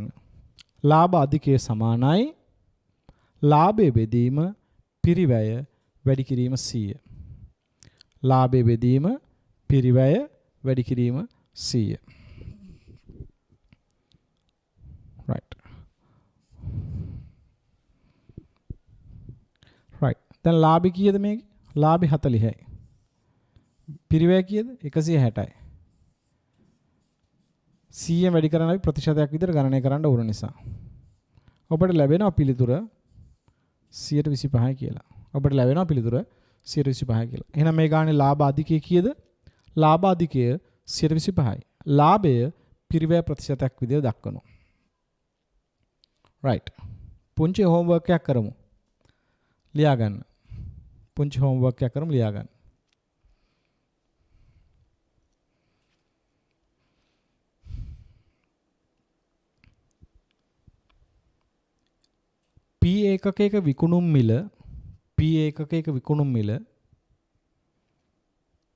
P ඒකකයක විකුණුම් මිල රුපියල් 400ක් වන අතර P ඒකකයක විකුණුම් මිල රුපියල් 400ක් වන අතර ලාභ අධිකය 125කි. ලාභ අධිකය 125කි. ලාභ අධිකය 125කි. ඒකකයක පිරිවැය ගණනය කරන්න. ඒකකයක පිරිවැය ගණනය කරන්න. right. මොකද මම ගාණි දුන්නේ? මම ගාණි දුන්නා විකුණුම් මිල 400යි කියලා. විකුණුම් මිල 400යි. විකුණුම් මිල 400යි. විකුණුම් මිල 400යි. ඒතර විකුණුම් මිල 400යි. right. ලාභ අධිකයේ 125යි. ලාභ අධිකයේ 125යි. මම එහෙම පිරිවැය. දැන් අපි බැලුවොත් මේ ගානේ මට මේ concept එක පැහැදිලි කරන්න ඕනුනේ. මේ ගානේ විකුණුම් මිල දුන්නා. මේ ගානේ විකුණුම් මිල දුන්නා. විකුණුම් මිල 400යි. විකුණුම් මිල 400යි දුන්නේ. ලාභ අධිකයේ 125යි. ලාභ අධිකයේ 125යි. අපෙන් ඇහුවේ පිරිවැය. ප්‍රශ්නෙන් ඇහුවේ පිරිවැය කීයද කියලා. දැන් ටක් ගාලා විකුණුම් මිල 400යි 125යි වැඩි කරලා එහෙම ගන්න බෑ. අපි මෙන්න මේ වගේ එකක් ඔළුවේ තියා ගන්න ඕනේ. මෙන්න මේ ෆෝමැට් එක දාගන්න. මේක හැදුනේ කොහොමද? පිරිවැය. හැම එකටම මේක තියාගන්න. පිරිවැය, ලාභය. පිරිවැයට ලාභ එකතු කරනවාම ලැබෙන විකුණුම් මිල. මේ ගානේ පිරිවැය දන්නේ නැහැ අපි. හැබැයි විකුණුම් මිල දන්නවා 400යි. විකුණුම් මිල දන්නවා 400යි. දැන් මේ ගානේ කිව්වේ ලාභ අධිකයේ 125යිනේ. ලාභ අධිකය කියන්නේ මොකද්ද? පිරිවැය 100යි නම් නේ පිරිවැය 100යි නම් ලාභය 25යි. එහෙනම් විකුණුම් මිල කීයද? 125යි. විකුණුම් මිල කීයද? 125යි. විකුණුම් මිල 125යි. මොකද ලාභ අධිකය කියන්නේ පිරිවැයට ප්‍රතිශතයක් විදිහට තමයි ලාභය පෙන්වන්නේ. එහෙනම් පිරිවැය 100යි නම් ලාභය 25යි 125යි. දැන් අපෙන් ඇහුවේ මොකද්ද? අපෙන් ඇහුවේ පිරිවැය. පිරිවැය. මේක තමයි හොයන්න ඕනේ. නේද? අපිට හොයන්න ඕනේ පිරිවැය. පිරිවැය හොයන්න නම් අපි දැන් අපි දන්නවා මේ 125 කියන එක තමයි 400ක් වෙන්නේ. නේද? 125 කියන එක 400යි. එහෙනම් පිරිවැය කියන්නේ කීයද? 100 කෑල්ලනේ. පිරිවැය කියන්නේ 100 කෑල්ල. right. 400 125න් බෙදලා වැඩි කරනවා 100. right.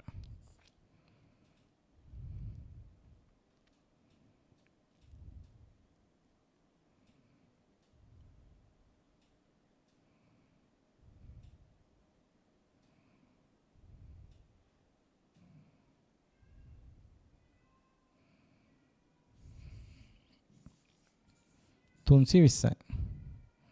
එහෙනම් පිරිවැය 320යි. පිරිවැය 320යි. දැන් බලන්න කොන්න 320යි. දැන් ඔන්න ලාභය 125යිනේ. ලාභාන්තික 125යි. ලාභාන්තික 125යි. හරි. 320ට 125. 320ට 125 කියන්නේ කීයද? 80යි. හරිනේ එහෙනම්. හරිනේ. පිරිවැයට ලාභ එකතු කරාම විකුණුම් මිල එනවා. විකුණුම් මිල 400යි. නේද? right. එහෙනම් ඒ තමයි අපි කතා කරන්නේ ලාභ අධිකය ගණනය කරන ආකාරය සහ ඒක භාවිතා කරන ආකාරය. ඊළඟට අපිට concept එකක් හම් වෙනවා ලාභ ආන්තිකය. ලාභ ආන්තිකය කියලා කියන්නේ මොකද්ද? මෙන්න මේ ලාභය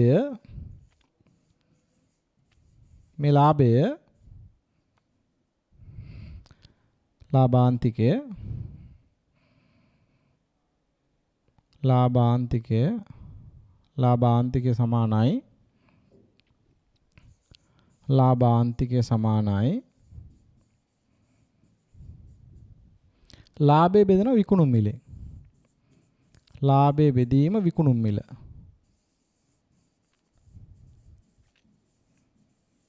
වැඩි කිරීම 100. ලාභය බෙදුව විකුණුම් මිලෙන් වැඩි කරා 100.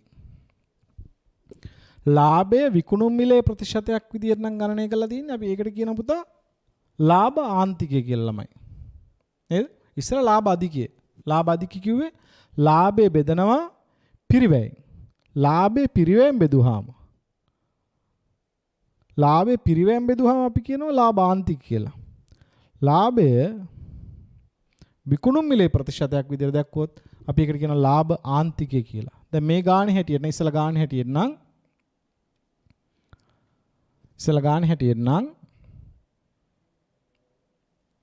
මුලම ගාන ගත්තොත් අපි හදපු ඒ ගානේ මෙන්න මේක මේ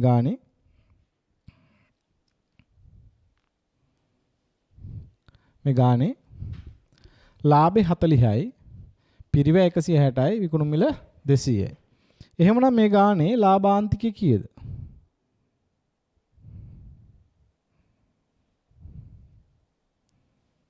ලාභාන්තිකය කීයද? ලාභේ 40යි. ලාභාන්තිකය කීයද? ලාභේ 40යි. විකුණුම් මිල 200යි. 125 ප්‍රතිශතයක් විදිහට ගන්නව හින්දා 100 වැඩි කරා. එතකොට ඔබට ලැබෙන පිළිතුර 120යි කියලා. ඔබට ලැබෙන පිළිතුර 120යි කියලා. එතකොට ලාභ ආන්ති කියලා කිව්වේ ලාභය විකුණුම් මිලේ ප්‍රතිශතයක් විදිහට අපි ගණනය කරනවා නම් ලාභයේ විකුණුම් මිලේ ප්‍රතිශතයක් විදිහට ගණනය කරනවා අපි ඒකට කියනවා ලාභ ආන්තිකය කියලා. දැන් මේකේ ප්‍රයෝජනය මොකද්ද? right. අපි බලමු ගාණක් හදලා. බලමු.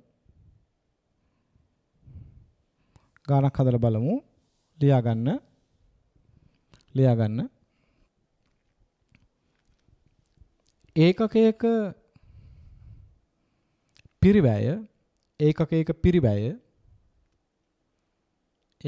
පිරිවැය රුපියල් 320ක් වන අතර ඒකකයක පිරිවැය රුපියල් 320ක් වන අතර ලාභ ආන්තිකය 120කි. ලාභ ආන්තිකය 120කි. ලාභාන්තිකය 120කි.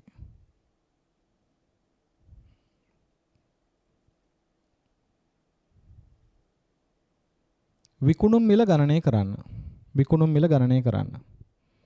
දැන් ඔයාලට පුළුවන් වීඩියෝ එක පෝස් කරලා මේ කැල්කියුලේෂන් එක කරන්න. පුළුවන්. පිරිවැය දුන්නා.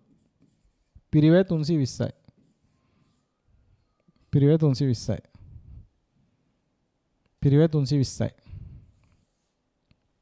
right? පිරිවැය 320යි. ලාභ ආන්තිකය 120යි. right.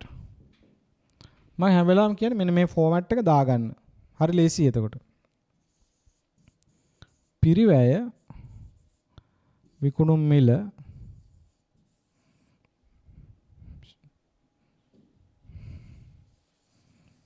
පිරිවැයට අපි එකතු කරන ලාභය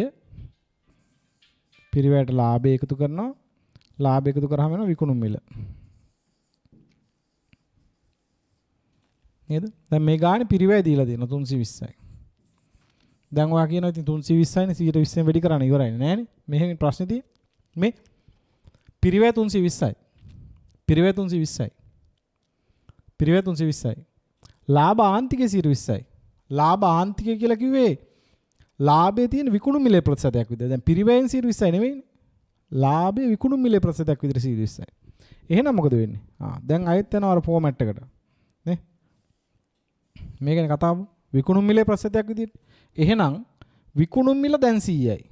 දැන් පිරිවැය නෙමෙයි 100 විකුණුම් මිල 100යි. විකුණුම් මිල 100යි නම් ලාභය කීයද? 20යි. එහෙනම් පිරිවැය කීයද? පිරිවැය 80යි. දැන් ලාභ ආන්තිකය කියලා කියන්නේ ලාභයේ තියෙන විකුණුම් මිලේ ප්‍රතිශතයක් විදිහට.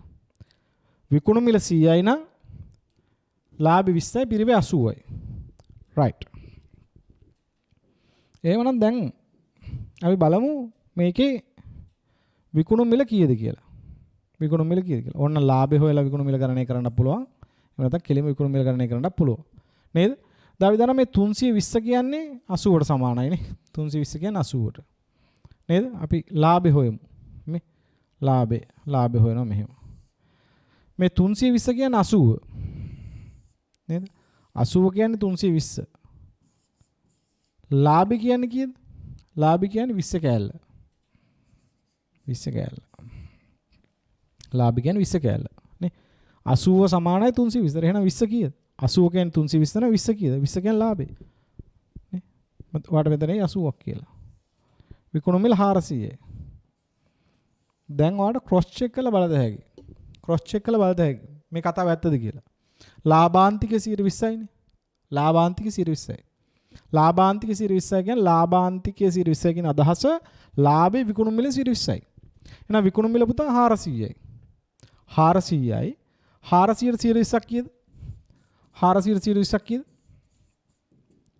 80යි. 80යි. 4 2කට 80යි. හරිනේ. එක තුන. එහෙනම් හරි. එහෙනම් අපි යනවා ඊළඟ එකට. දැන් අපි කතා කළා වැදගත් concept දෙකක්. ලාභ අධිකේ සහ ලාභාන්තිකේ. මම එතන පොඩ්ඩක් නතර වුණේ අයියේ. මේ ලාභ අධිකේ සහ ලාභාන්තික කියන එක අපිට ගොඩක් තැන්වලදී වැදගත් වෙනවා. ඉස්සරහ ගණන් හදද්දී මොකද සමහර ගණන් වල බොහොම සයිලන්ට් තැන් එනවා. දැන් සමහර ගණන් වල නම් දෙනවා කෙලින් පුතා පිරිවැයෙන් 120යි ලාභය කියලා. නැත්නම් විකුණු මිලෙන් 125යි ලාභය කියලා. ඒතකොට ගැටලුවක් නැහැ නේ. ලාභාන්තිකේ හෝ ලාභ අධිකේ කියන වචනේ පාවිච්චි කරේ නැහැ කියන ප්‍රශ්නයක් නැහැ. මොකද පැහැදිලි පිරිවැයෙන් 120යි නම් ලාභය පිරිවැයෙන් 120 තමයි. විකුණු මිලෙන් 120යි නම් විකුණු මිලෙන් 120 තමයි. හැබැයි ගාණකේ මොකුත් සඳහන් කරන්නේ නැතුව ගාණ කිව්වොත් ලාභ ආන්තිකයේ මෙච්චරයි කියලා ඔබ දැනගන්න ඕනේ. මේ ගාණේ මේ කියලා තියෙන්නේ විකුණු මිලේ ප්‍රතිශතයක් විදිහට ලාභය. ගාණක මොකුත් කියන්නේ නැතුව ලාභ අධිකයේ මෙච්චරයි කියලා කිව්වොත් ඒකේ අදහස ලාභය තියෙන්නේ පිරිවැයේ ප්‍රතිශතයක් විදිහට. අන්න ඒ නිසා තමයි මම මේ සංකල්පය සාකච්ඡා කළේ විශේෂයෙන්ම යොදා ගන්න ආකාරය ගණන් හදද්දී. ඊට පස්සේ තව වර්ගීකරණයක් අපි තියෙන පිරිවැය වර්ගීකරණයක් හැසිරීම අනුව පිරිවැය වර්ග කිරීම. හැසිරීම අනුව පිරිවැය වර්ග කරන ආකාරය. හැසිරීම අනුව පිරිවැය වර්ග කරනවා. මෙතනදී අපි පිරිවැය වර්ගීකරණ හතරක් කතා කරනවා. ස්ථාවර පිරිවැය, විචාල්‍ය පිරිවැය, අර්ධ විචාල්‍ය හේවත් අර්ධ ස්ථාවර පිරිවැය සහ පියවර පිරිවැය. right. දැන් මට මෙතනට අහම දෙයක් කියන්න තිබුණා. පිරිවැය හැසිරීම කියන එක ඊටාම් වැදගත් කොටසක්. මොකද අපි ඉදිරියේදී කතා කරන පාඩමක් ආන්තික පිරිවැයකරණය. මේ ආන්තික පිරිවැයකරණය කියන තැනට යද්දී අපි මේ පිරිවැය හැසිරීම කියන සංකල්පය ඒ අවස්ථාවේදී පාවිච්චි කර ගන්නවා. ඒතර මේ පිරිවැය හැසිරීම අනුව අපි පිරිවැය වර්ග කරනවා. අපි ස්ථාවර පිරිවැය, විචාල්‍ය පිරිවැය, අර්ධ විචාල්‍ය සහ අර්ධ ස්ථාවර පිරිවැය කියලා. එතකොට මේ ස්ථාවර පිරිවැය කියන එක අපි කතා කරන්නේ හැම වෙලාවම සලකා බලන කාලපරාසය තුල නැත්නම් ධාරිතාපරාසය තුල සලකා බලන ධාරිතාපරාසය තුල වෙනස් වෙන්නේ නැති පිරිවැයට අපි කියනවා ස්ථාවර පිරිවැය කියලා. සලකා බලන ධාරිතාපරාසය තුල වෙනස් වෙන්නේ නැති පිරිවැයට අපි කියනවා ස්ථාවර පිරිවැය කියලා. දැන් උදාහරණයක් විදිහට අපි හිතුවොත් මෙන්න මේ විදිහට ධාරිතාව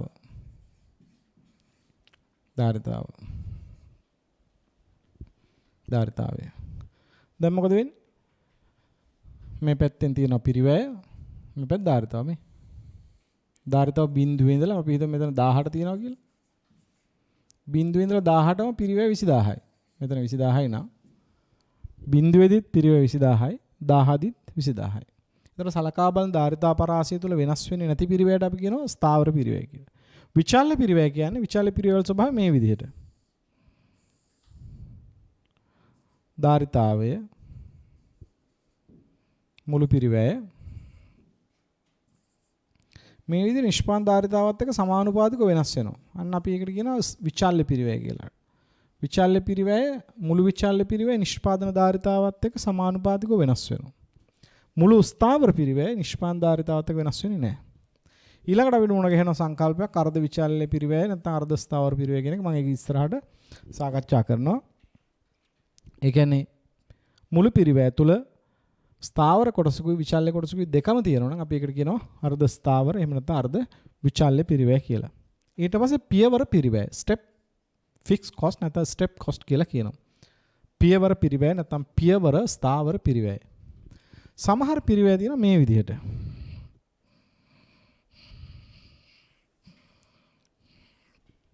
සමහර පිරිවැය තියෙනවා මෙන්න මේ විදිහට. සමහර පිරිවැය තියෙනවා මෙන්න මේ විදිහට. මේ තියෙන ධාරිතාව මේ මුළු පිරිවැය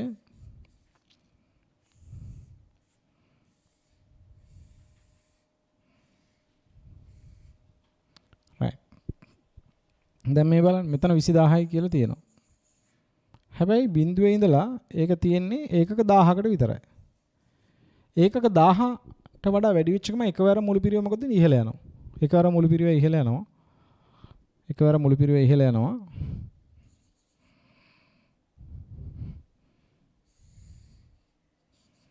එකවර මුළු පිරිවෙ ඉහළ යනවා මෙතනට. කීයද? 35000යි කියලා හිතන්න. 35000ට ඉහළ කියලා. නැවතත් ඒකක 2000ක් දක්වා ඒක වෙනස් වෙන්නේ නැතුව තියෙනවා. 2000ක් දක්වා වෙනස් වෙන්නේ නැතුව තියෙනවා. 2000ක් හරි ඒ වගේ. එතනින් පස්සේ එකවරම නැවතත් පිරිවෙ ඉහළ යනවා. හැබැයි යම් ධාරිතා පරාසය දක්වා නැවතත් ස්ථාවරව තියෙනවා. ඉතින් මේ தත්ත්වයට අපි කියන පියවර ස්ථාවර පිරිවෙ කියලා ඔබ ඉගෙනගෙන ඇති. ඒ වගේම අපිට තවත් පිරිවෙ වර්ගීකරණයක් මුණ ගැහෙනවා. පිරිවෙ බෙදන්න පුළුවන් අපිට කාර්යයන් අනුව. මොන කාර්යයටද දරන්නේ? දැන් මේකත් අවශ්‍ය වෙනවා අපිට වැදගත් වෙනවා. දැන් මේ හැම එකම අපිට වැදගත් වෙනවා. විශේෂයෙන්ම අපි එනවා පාඩමකට පිරිවෙය ගිණුම් තැබීම. පිරිවෙය ගිණුම් තැබීම. පිරිවෙය ගිණුම් තැබීමේදී අපිට මේ කාරණා ඉතාම වැදගත් වෙනවා. පිරිවෙය ගිණුම් තැබීමේදී අපිට වැදගත් වෙනවා පිරිවෙය වර්ගීකරණය කාර්ය අනුව වර්ග කිරීම. කාර්ය අනුව පිරිවෙය වර්ග කිරීම කියන එක අපිට ඉතාම වැදගත් වෙනවා. කාර්ය අනුව පිරිවෙය වර්ග කිරීම ඉතාම වැදගත් වෙනවා අපිට ආවහම පිරිවෙය ගිණුම් තැබීමට. මොකද පිරිවෙය ගිණුම් තැබීමේදී අපිට ඒ පිරිවෙය නිෂ්පාදන පිරිවැයක්ද පරිපාලන පිරිවැයක්ද නැත්නම් විකුණුම් හා බෙදා හැරීම් පොදු කාර්යයක්ද කියන එක අපිට අවශ්‍ය වෙනවා. right. ඊට පස්සේ තවත් පිරිවැය වර්ගීකරණයක් අපිට මුණ ගැහෙනවා. තවත් පිරිවැය වර්ගීකරණයක් මුණ ගැහෙනවා. මේක අදාළ හා අදාළ නොවන බව අනුව. අදාළ හා අදාළ නොවන බව අනුව. දැන් හෑන්ඩ් අවුට් එකේ නම් තව පිරිවැය වර්ගීකරණයක් තියෙනවා. පාලනය කළ හැකි බව අනුව. පාලනය කළ හැකි බව අනුව. ඒ වගේම වළක්වා ගත හැකි බව අනුව. පාලනය කළ හැකි බව අනුව අපි වර්ගීකරණය කරනවා. පාලනය කළ හැකි පිරිවෙය සහ පාලනය කළ නොහැකි පිරිවෙය. දැන් අපි හිතමු මෙහෙම ෂෝරූම් එකක් තියෙනවා කොළඹ. මේ ෂෝරූම් එකේ රෙන්ට් එක නැත්නම් කුලිය තීරණය කළ දින් ප්‍රධාන කාර්යාලය. එහෙනම් එතන ඉන්න විකුණුම් කළමනාකරුගේ දෘෂ්ටි කෝණයෙන් ගත්තොත් මේක එයාට මොකක්ද පාලනය කරන්න බැරි පිරිවෙයක්. නේද? එයාගේ දෘෂ්ටි කෝණයෙන් ගත්තොත් පාලනය කරන්න බැරි පිරිවෙයක්. මොකද අපි බලාපොරොත්තු වෙන්නේ නැහැ අපි යාගෙන් ප්‍රශ්නයක් අහන්න විකුණුම් කළමනාකරුගෙන් කිසිම වෙලාවක ප්‍රශ්නයක් අහන්න මේක රෙන්ට් එක වැඩි කියලා. ඇයි? විකුණුම් කළමනාකරුගේ පාලනයට මේ පිරිවෙය යටත් වෙන්නේ නැහැ. ඒ නිසා තමයි මේ පිරිවෙය වර්ගීකරණය කරන්නේ පාලනය කළ හැකි බව අනුව. යම් කිසි කළමනාකරුවෙකුට පාලනය කරන්න පුළුවන් නම් පිරිවෙයක් අපි කියනවා පාලනය කළ හැකි පිරිවෙය කියලා. යම් කළමනාකරුවෙකුට පාලනය කරන්න බැරි නම් පිරිවෙය ඔහුගේ මට්ටමේදී අපි ඒකට කියනවා පාලනය කළ නොහැකි පිරිවෙය කියලා. මොකද අපි ඒක දැනගෙන ඉන්න වෙනවා. නැත්නම් අපි ඒ පුද්ගලයාගෙන් ඇහුවොත් එයාට පාලනය කරන්න බැරි පිරිවෙයක් පිළිබඳව ඔහුගේ කාර්ය සාධනයේ මනින්ද ඒක ඇතුළත් කරලා තිබොත් ඒක සාධාරණ වෙන්නේ නැහැ.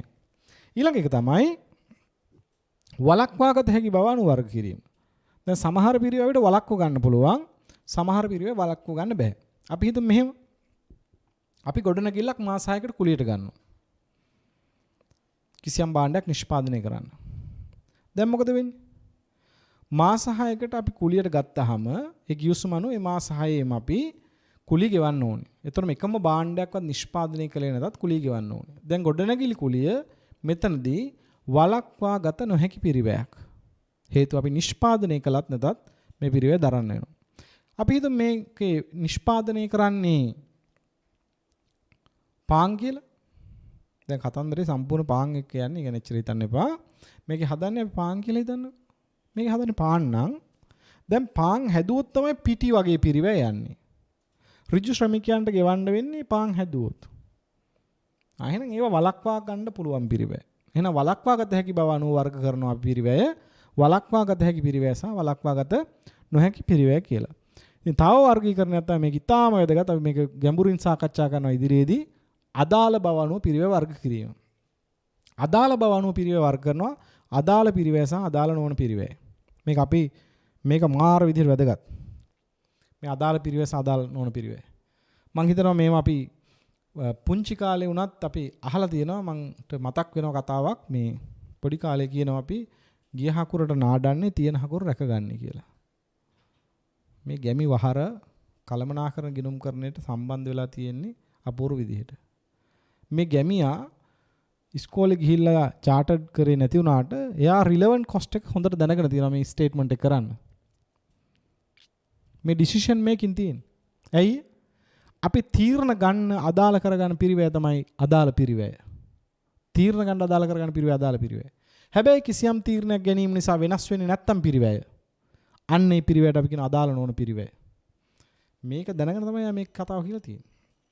මොකද අපි තීරණ ගද්දී අදාළ නොවන පිරිවැය ගැන සලකලා වැඩක් නැහැ. ඒක අතාරින්න වෙනවා. උදාහරණයක් විදිහට ගිලුණු පිරිවැය. දැනටමත් දරා තියෙන පිරිවැයක් නම් අපේ තීරණ වලින් ඒක වෙනස් කරන්න බෑ. අපි හිතමු මෙහෙම උදාහරණයක් විදිහට අපි අලුත් නිෂ්පාදනයක් වෙළඳපොළට හඳුන්වා දීම පිළිබඳ දැන් පර්යේෂණයක් කරලා තියෙනවා වියදමක් දරලා. දැන් දරලා ඉවරයි. දරලා ඉවරයි මේ වෙලාවේ. දැන් මම තවදුරටත් මේ භාණ්ඩය නිෂ්පාදනය කරනව නැද්ද කියන එක පිළිබඳ පිරිවැය ප්‍රතිලාභ විශ්ලේෂණයක් කරන්න යනවා. මේ විශ්ලේෂණයට මම සැලකිලට ගන්න ඕනේද අර පර්යේෂණ පිරිවැය ගන්න ඕනේද නැද්ද?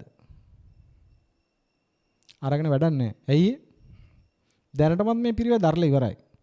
දැන් මෙතනින් ඉස්සරහට යද්දී මෙතනින් ඉස්සරහට ඇති වෙන පිරිවැය සහ ප්‍රතිලාභ විතරයි සලකා බලන්න ඕනේ. ඒ නිසා තීරණ ගැනීමේදී අදාළ කරගන්නා පිරිවැය අදාළ පිරිවැය. තීරණ ගැනීමේදී නිසා අනාගතයේදී විශේෂයෙන් ඇති වෙන පිරිවැය තමයි අදාළ පිරිවැය. හැබැයි තීරණයක් ගැනීම නිසා වෙනස් වෙන්නේ නැති පිරිවැයක් තියෙනවා. අපි කියනවා ඒක අදාළ නොවන පිරිවැයක් කියලා. ඊට පස්සේ තවත් වැදගත් concept එකක් තමයි ළමයි නිෂ්පාදිත පිරිවැය සහ කාලච්ඡේද පිරිවැය. නිෂ්පාදිත පිරිවැය product cost එක. මේකත් ඕනේ. දැන් මේ අපි මේ ඉගෙන ගන්න වචනවල තේරුම බොහොම සරල දෙයක්. නිෂ්පාදිත පිරිවැය. අපිට හමු වෙනවා ගිණුම් කරන ප්‍රමිත. L case 2 තොග ප්‍රමිතය. තොග ප්‍රමිතය. මොන ගහනවා? එතකොට තොග ප්‍රමිතියේදී අපිට මේ product cost කියන එක මොන ගහනවා? නිෂ්පාදිත පිරිවැය. නේද? නිෂ්පාදිත පිරිවැය.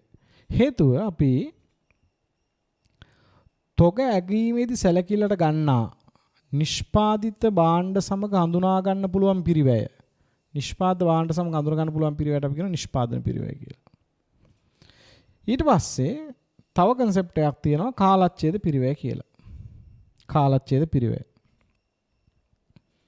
කාලච්ඡේද පිරිවැය කියලා කියන්නේ මේ තොග ඇගීමට හෝ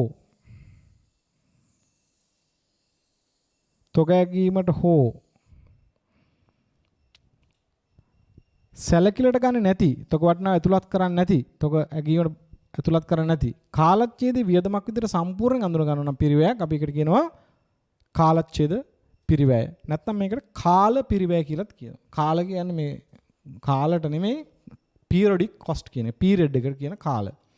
කාල පිරිවැය. තොග ඇගීමේදී සැලකිලට ගන්නේ නැහැ.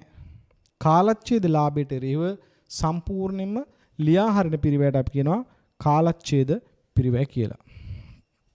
කාලච්ඡේද පිරිවැය කියලා. right. ඊට පස්සේ තව අපිට concept එකක් හම්බෙනවා. මේ අපි කතා කරමින් යන පිරිවැය ගිණුම් කරන මූලික සංකල්ප කීපයක්. අපිට තව සංකල්පයක් මුණ ගැහෙනවා කාලච්ඡේද පිරිවැය පරිවර්තන පිරිවැය කියලා. අපිට තව සංකල්පයක් මුණ ගැහෙනවා පරිවර්තන පිරිවැය. දැන් ඒක මම මෙහෙම කිව්වොත් නේද? මෙහෙම කිව්වොත් දැන් මේ බලන්න අපි ගන්නවා ලී කොටයක්. ගන්නවා. මේ ලී කොටේට යනවා රුපියල් 10000ක්. රුපියල් 10000කට මේ ලී කොටේ අරගෙන මේ ලී කොටෙන් අපි මොකද කරන්නේ? මේ ලී කොටේ අරගෙන මේ ලී කොටේ පරිවර්තනය කරනවා. මේ ලී කොටේ පරිවර්තනය කරන පුටුවක් බවට. නේද? මේකේ ලස්සන නිර්මාණයක් හදනවා. නේද? මේකේ ලස්සන නිර්මාණයක් හදනවා. ලස්සන පුටුවක් හදනවා. මෙච්චරයි මට පුළුවන් පුටුව අඳින්න මෙහෙම. right. මේක ලස්සන පුටුවක් කියලා හිතා ගන්න. රයිට් ලස්සන පුටුවක් කියලා හිතා ගන්න. රයිට් කකුල් හතරකුත් තියෙනවා කියලා හිතා ගන්න. රයිට් ලී කොටේ 10000යි. හැබැයි මේ පුටුව හදලා ඉවරනකොට ඔක්කොම පිරිවැය යනවා 35000ක්. මේකත් එක්ක. එහෙනම් ඔයාලට පේනවා මේ ලී කොටය මේ පුටුව බවට පරිවර්තනය කරන්න කීයක් ගියාද? ලී කොටය පුටුව බවට පරිවර්තනය කරන්න කීයක් ගිහිලා දෙනවද? මුළු නිෂ්පාදන පිරිවැය 35000යි. මේකට ගත්ත මූලික අමුද්‍රව්‍ය ආරම්භක අමුද්‍රව්‍ය පිරිවැය 10000යි. එතකොට මේ පරිවර්තනයට ගිහිලා දෙනවා කීයද? 25000ක්. අන්න ඒකට තමයි අපි කියන්නේ පරිවර්තන පිරිවැය කියලා. ඒතර පරිවර්තන පිරිවැය කියන්නේ මුළු නිෂ්පාදන පිරිවැයෙන් ආරම්භක අමුද්‍රව්‍ය පිරිවැය ඉවත් කළාම පිරිවැයට තමයි අපි කියන්නේ පරිවර්තන පිරිවැය. ඇත්තටම මේ ලී කොටය පුටුවක් බවට පරිවර්තනය කරන්න ගියපු වියදම තමයි පරිවර්තන පිරිවැය කියලා කියන්නේ. right. දැන් අපිට විභාගයට ගණන් ලැබෙන්න පුළුවන් තැනක් තමයි පිරිවැය හැසිරීම අනුව පිරිවැය වර්ග කිරීමේ ආශ්‍රිතව අපිට විභාග ගාණක් ලැබෙන්න පුළුවන්. අපි ඉස්සෙල්ලත් සඳහන් කළා පිරිවැය ස්ථාවර පිරිවැය, විචාල්‍ය පිරිවැය, අර්ධ විචාල්‍ය පිරිවැය සහ පියවර පිරිවැය විදිහට වර්ගීකරණය කරන්න පුළුවන් කියන එක. දැන් මම මේ මෙතනදී කාරණයක් ඔබට පැහැදිලි කරන්නට අවශ්‍යයි. මේ තියෙන මුළු පිරිවැය, දැන් මුළු පිරිවැය බලන්න බිඳුවේදී ඒකක බිඳුවේදී 500ක් තියෙනවා. 500 දිත් 500යි. 1000 දිත් 500යි.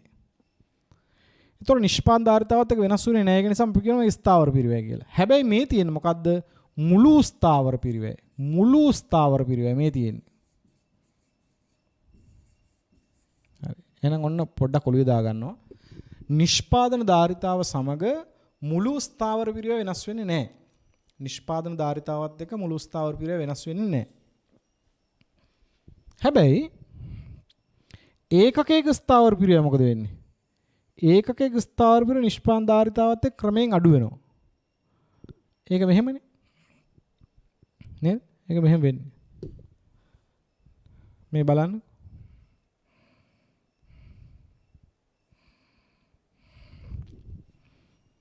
right? ඒකක 1000යි. මුළු ස්ථාවර පිරිවැය. මුළු ස්ථාවර පිරිවැය අපි හිතමු 20000යි කියලා. එහෙනම් ඒකකයක ස්ථාවර පිරිවැය කීයද? ඒකකයක ස්ථාවර පිරිවැය 20000 බෙදනවා 10000න් රුපියල් 20යි. ඒකේ ස්ථාවර පිරිවැය 20යි. ඒකක 2000යි. මුළු ස්ථාවර පිරිවැය නිෂ්පාදන ධාරිතාවත් එක්ක වෙනස් වෙන්නේ මේක 20000ම තමයි. මේක 20000ම තමයි. ඒතර මුළු ස්ථාවර පිරිවැය 20000යි දැන් ඒකක 2000යි. එහෙනම් ඒක ස්ථාවර පිරිවැය කීයද? 10යි.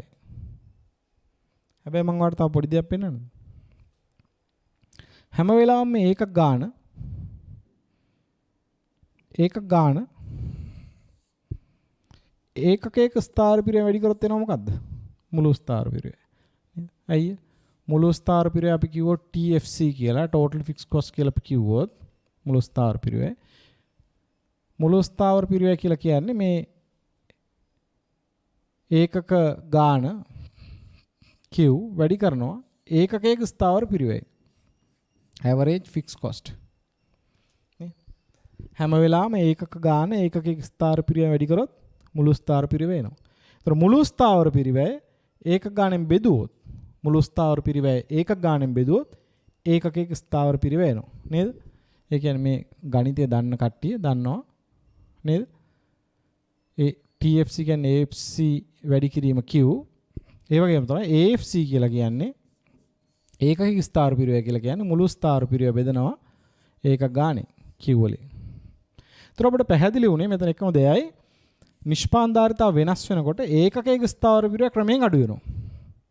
හැබැයි එක දෙයක් ඔළුවේ තියාගන්න ඕනේ හැම වෙලාවම ඒකකයක ස්ථාවර පිරිවැය ඒකක ගානේ වැඩි කරොත් ඒක සමාන වෙනවා මුළු ස්ථාවර පිරිවැයට. right. මම පුංචි ගාණක් දෙනවා ලියා ගන්න. ලියන්න. පුංචි ගාණක් දෙනවා ලියා ගන්න. ලියන්න.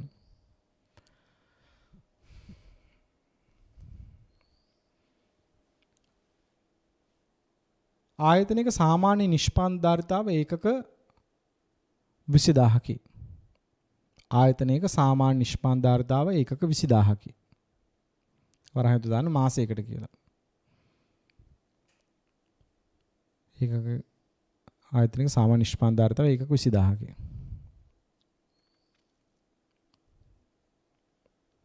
ඒකක 5000ක් නිෂ්පාදනය කරන විට ඒකක 5000ක් නිෂ්පාදනය කරන විට ඒකක 5000ක් නිෂ්පාදනය කරන විට ඒකක 5000ක් නිෂ්පාදනය කරන විට ඒකකයක ස්ථාවර පිරිය රුපියල් 10කි. ඒකක 5000ක් නිෂ්පාදනය කරන විට ඒකකයක ස්ථාවර පිරිය රුපියල් 10කි.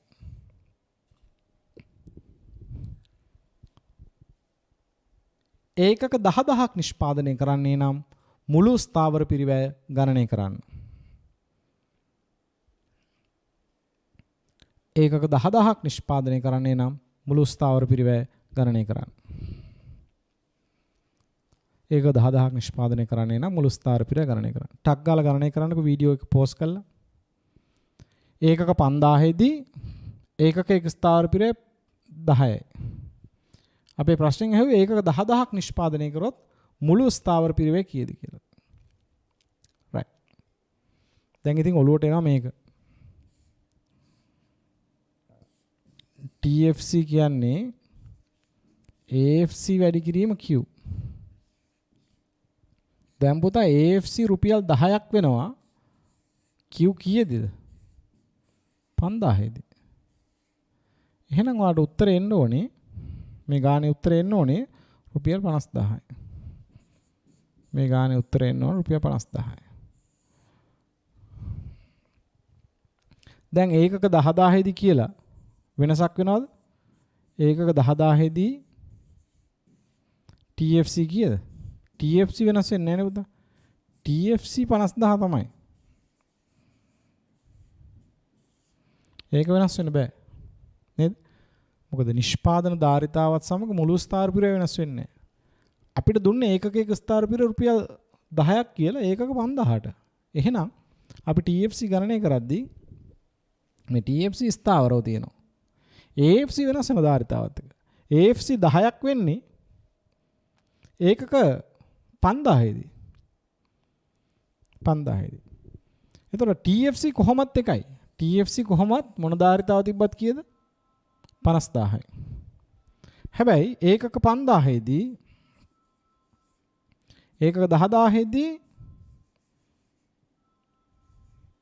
AFC වෙනස් වෙනවා දැන්. AFC. මොකද AFC අපි ගන්නෙ TFC Q වලින් බෙදලා. TFC බෙදන්නේ Q වලින්. දැන් මුළු ස්ථාවර පිරිවැය කීයද? 50000යි. ධාරිතාව 10000යි. 10000 දී AFC රුපියල් 5ක් වෙනවා.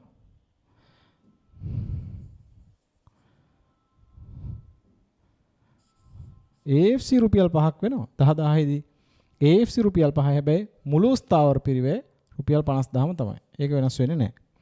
right. ඒ තමයි ස්ථාවර පිරිවැය වල අපිට ඉතා වැදගත් වෙන කාරණා. ඊගාවට එනවා විචල්්‍ය පිරිවැයට. ඒත් විචල්්‍ය පිරිවැයට ආවට පස්සේ විචල්්‍ය පිරිවැය වල ස්වභාවය තමයි විචල්්‍ය පිරිවැය වල ස්වභාවය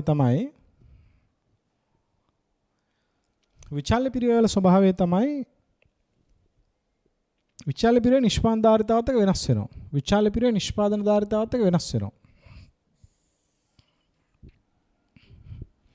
විචල්්‍ය පිරිවැය නිෂ්පාදන ධාරිතාවත් එක්ක වෙනස් වෙනවා. මේ විදිහට මුළු විචල්්‍ය පිරිවැය වෙනස් වෙනවා. total variable cost එක නිෂ්පාදන ධාරිතාවත් එක්ක වෙනස් වෙනවා.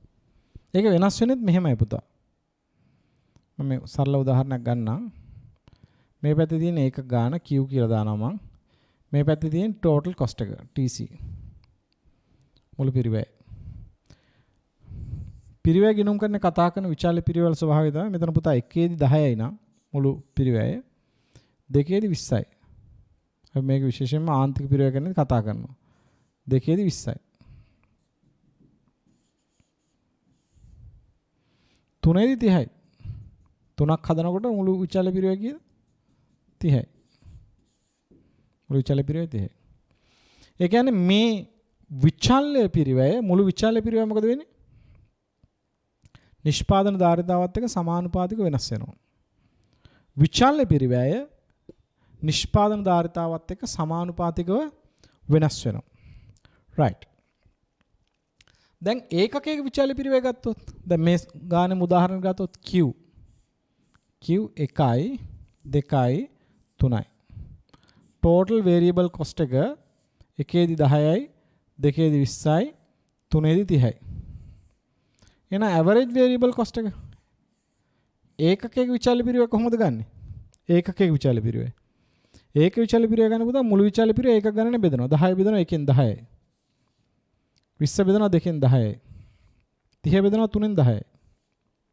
30 බෙදනවා 3කින් 10යි. දැන් මොකද වෙලා තියෙන්නේ? ඒකකයක විචල්්‍ය පිරිවැය හැම වෙලාවෙම 10යි. අපි මේ පිරිවැය ගිණුම් කරන කතා කරන විචල්්‍ය පිරිවැය වල හැසිරීම මේක තමයි. ආර්ථික විද්‍යාව විචල්්‍ය පිරිවැය හැසිරීම මුළු විචල්්‍ය පිරිවැය වක්‍රය මෙහෙම වෙනවා. total variable cost. ඊට පස්සේ ඒකකයක විචල්්‍ය පිරිවැය ආර්ථික විද්‍යාවේදී මෙහෙම වෙනවා. ආර්ථික විද්‍යාවේදී variable cost කොහොම? හැබැයි අපි කලමනාකරන ගිණුම් කරන්නේ අපි කතා කරන්නේ මුළු විචල්්‍ය පිරිවැය මෙහෙම එන්නේ. මේ විදිහට. නිෂ්පාදන ධාරිතාවත් එක්ක සමානුපාතිකව වෙනස් වෙනවා. හැබැයි ඒකකයක විචල්්‍ය පිරිවැය අන්න තැනට ආවද? මෙන්න මේ විදිහට හැම වෙලාවෙම රුපියල් 10යි නේ පුතා. ධාරිතාව කී වුණත් ඒකකයක විචල්්‍ය පිරිවැය කීයද? average variable cost එක. මේ පැත්තට දැම්මොත් ඒකකයක විචල්්‍ය පිරිවැය කියලා. මේ ප්‍රස්තාරය මෙහෙම එන්නේ පුතා. හැම වෙලාවෙම 10යි. එහෙනම් මෙහෙම ප්‍රස්තාරයක් දැක ගමන් අය ස්ථාවර පිරිවැය ප්‍රස්තාරය කියලා කියනවද? නෑ එහෙම කියන්න බෑ. ඒකකයක විචල්්‍ය පිරිවැය ප්‍රස්තාරය ඉන්නේ මෙහෙම පුතා. ඇයි ඒකේ විචල්්‍ය පිරිවැය හැම වෙලාවෙම ඕනම ධාරිතාවකදී රුපියල් 10යි නෙමෙයි. මේ ගානේ හැටියට. ධාරිතාව අනුව ඒකකයක විචල්්‍ය පිරිවැය වෙනස් වෙන්නේ නැහැ. සමානුපාතිකව තියෙනවා. right.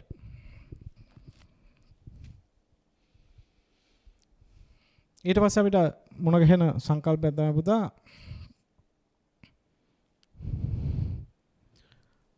අර්ධ ස්ථාවර හේවත් අර්ධ විචල්්‍ය පිරිවැය. මේ ගැන අපිට ඉස්සරහට කතා කරන්න තියෙනවා. මම මෙතනින් පොඩ්ඩක් ඉස්සරහට යනවා.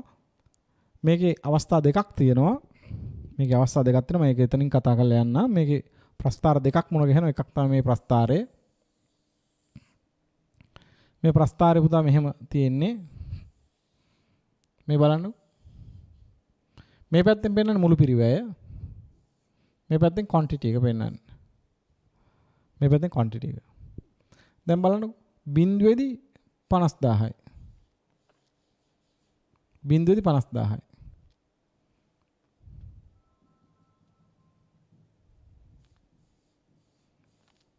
බිඳුවේදී 50000යි. බිඳුවේදී 50000යි. ඊට පස්සේ ධාරිතාව ක්‍රමයෙන් වැඩි වෙනකොට මොකද වෙන්නේ? මුළු පිරිවැය ධාරිතාව ඉහළ යනවා. එතකොට මේ කොටසේ මේ තියෙන ස්ථාවර කොටස. මේ 50000 කියන ස්ථාවර කොටස. මෙතන ස්ථාවර කොටසක් තියෙනවා. තව කොටසක් තියෙනවා නිෂ්පාදන ධාරිතාවත් එක්ක වෙනස් වෙන. මේ කොටස තියෙන විචල්්‍ය variable part එක. විචල්්‍ය කොටස. එතකොට මේ වගේ පිරිවැය හැසිරීමකට අපි කියන අර්ධ විචල්්‍ය පිරිවැය කියලා නැත්නම් අර්ධ ස්ථාවර පිරිවැය කියලා. ඊට පස්සේ තව ප්‍රස්තාරයක පෙන්වන්න පුළුවන් මේකම මේ විදිහට. මේ අර්ධ විචල්්‍ය වර්ධ ස්ථාවර අපි පෙන්වන මෙන්න මේ විදිහට. මේකෙදිත් කතා කරද්දි මෙන්න මෙහෙම එකක් වෙනවා. මේ පැත්තෙන් පෙන්වන්නේ නැවතත් TC මේ පැත්තේ Q.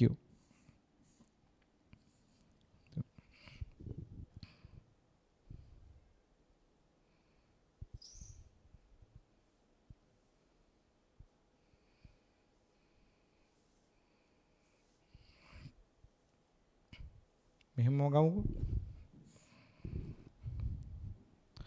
මෙන්න මෙහෙම හැසිරීම.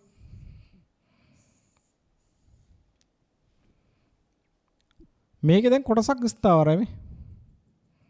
අපි හිත මේක 1000 කියලා. මේ දක්වා ස්ථාවරයි 50000යි. එතනින් පස්සේ මොකද වෙන්නේ? නැවත පිරිය වැඩි වෙන පටන් ගන්නවා. එතකොට මේ කොටස ස්ථාවරයි. ස්ථාවර කොටසක් තියෙනවා 50000ක්. එතනින් පස්සේ විචල්්‍යය. දැන් අපි ගත්තොත් විදුලි බිල. හොඳම උදාහරණයක් විදුලි බිල මේකට. විදුලි බිල. දැන් කර්මාන්ත ශාලාවක විදුලි බිල ගත්තොත් මෙහෙමයි. නේ? මොකද ෆික්ස් charge එකක් තියෙනවා විදුලි බිලට. විදුලි බිල ස්ථාවර ගාස්තුවක් තියෙන එකම ඒකකයක් පාවිච්චි කරන නැතත් ස්ථාවර විදුලි ගාස්තුවක් එනවා. එතනින් පස්සේ භාවිතා කරන විදුලියත් එක්ක මුළු විදුලි වියදම වැඩි වෙනවා. මුළු වියදම වැඩි වෙනවා. ඇත්තට විදුලි බිල උදාහරණයක් ගන්න පුළුවන් මෙන්න මේ හැඩයට. මේ හැඩයට තමයි විදුලි බිල උදාහරණ ගන්න පුළුවන් අපිට. මොකද විදුලි බිල එකක්වත් පාවිච්චි කරේ නැතත් ස්ථාවර ගාණක් වෙනවා. එතනින් පාවිච්චි කිරීමත් එක්ක වැඩි වෙනවා. මේකට අපිට ඇත්තටම ගන්න පුළුවන් හොඳම උදාහරණය තමයි අපිට ගන්න පුළුවන් ඕනනම් දුරකථන බිල අරගෙන මට පොඩ්ඩක් පැහැදිලි කරද හැකි. ලයිට් බිල් එකකට වඩා මේක ලයිට් බිල ගැලපෙන්නේ මෙන්න මේ හැඩයට. දුරකථන බිල මෙන්න මෙතන ගන්න පුළුවන්. දැන් සමහරවිට අපිට තියෙනවනේ දුරකථන බිල තියෙනවා යුනිට් ගාණක් දක්වා අපිට ෆ්‍රී නේ. හැබැයි ස්ථාවර ගාස්තුවක් ගෙවන්න ඕනේ. හැබැයි එතනින් එහාට අපිට charge වෙනවා. එතකොට දුරකථන බිල මේ හැසිරීමක් පෙන්වන්න පුළුවන්. ඒක වඩාත් තාත්විකව තව උදාහරණයක් මම කිව්වොත් අපි හිතමු ආයතනයේ ඉන්න නිෂ්පාදන සුපරීක්ෂකවරයාට වැටුපක් ගෙවනවා. එයාට වැටුප ගෙවන්නේ කොහොමද? එයාගේ ස්ථීර වැටුප රුපියල් 50000යි. ස්ථීර මාසික වැටුප 50000යි. හැබැයි ආයතන නිෂ්පාදනදාරිතාව ඒකක 1000ට වඩා වැඩි වුණොත් නිපදවන සෑම එකකට රුපියල් 5ක දිරිදීමනාවක් ගෙවනවා. එතකොට එයාගේ වැටුප පිරිවැය ඒකක 1000 දක්වා ඒකක 1000 දක්වා රුපියල් 50000යි. 1000 වැඩි වෙච්ච ගමන් එයාට දිරිදීමනාවක් එකතු වෙන නිෂ්පාදන සෑම එකකටම. එතකොට එයාගේ වැටුප මේ හැසිරීම තමයි පෙන්වන්නේ. එයාගේ වැටුප මේ හැසිරීම තමයි පෙන්වුම් කරන්නේ. ඒකට අපි කියනවා ඒ හැඩයට අර්ධ විචාලය නැත්නම් අර්ධ ස්ථාවර පිරිවැය කියලා. right. දැන් ලියා ගන්න මාතෘකාවක් අපි ගාණක් හදන්න යන්නේ. ලියා ගන්න මාතෘකාවක් අර්ධ විචාල්‍ය හෝ අර්ධ ස්ථාවර පිරිවැය තුලින් අර්ධ විචාල්‍ය හෝ අර්ධ ස්ථාවර පිරිවැය තුලින් ස්ථාවර හා විචාල්‍ය පිරිවැය වෙන් කර ගැනීම. ස්ථාවර හා විචාල්‍ය පිරිවැය වෙන් කර ගැනීම. right. මාතෘකාව ලියන්න පොතේ ඉඩ තියෙනවා. පොතේ ඉඩ තියෙනවා.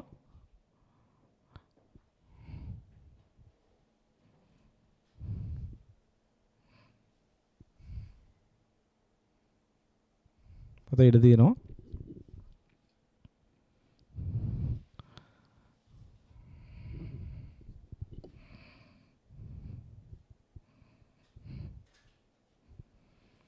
අර්ධ විචාල්‍ය පිළ ඇතුළත් ස්ථාවර හා විචාල්‍ය පිරිවැය වෙන් කර ගැනීම. right. දැන් මේ විදිහට අර්ධ විචාල්‍ය පිරිවැය තුලින් ස්ථාවර හා විචාල්‍ය පිරිවැය වෙන් කරගන්න අපිට පාවිච්චි කරන්න පුළුවන් ක්‍රමයක් තියෙනවා. අපි ඒකට කියනවා high low method කියලා. high low method. මේකදී අපිට පියවර කීපයක් අනුගමනය කරන්න ඕනේ. ටියුට් එක ලියා ගන්න පළවෙනි එක. අර්ධ විචාල්‍ය පිරිවැය තුල ස්ථාවර හා විචාල්‍ය කොටස වෙන් කර ගැනීම. පළවෙනි පියවර තමයි මම බොහොම සරල පියවර කීපයක් ගන්නවා මේක. කෙලිම ලියන පළවෙනි පියවර ඒකකයක විචාල්‍ය පිරිවැය ගණනය කිරීම. ඒකකයක විචාල්‍ය පිරිවැය ගණනය කිරීම. ඒකකයක විචාල්‍ය පිරිවැය ගණනය කිරීම. ඒකකයක විචාල්‍ය පිරිවැය ගණනය කිරීම. කියලා ඒකට දාගන්න ඒකකයක විචාල්‍ය පිරිවැය සමානයි. ඒකකයක විචාල්‍ය පිරිවැය සමානයි. ඒක විචාල්‍ය පිරිවැය සමානයි. ධාරිතා දෙකක මුළු පිරිවැය වෙනස. ධාරිතා දෙකක මුළු පිරිවැය වෙනස බෙදීම ධාරිතා දෙකේ ඒකක වෙනස.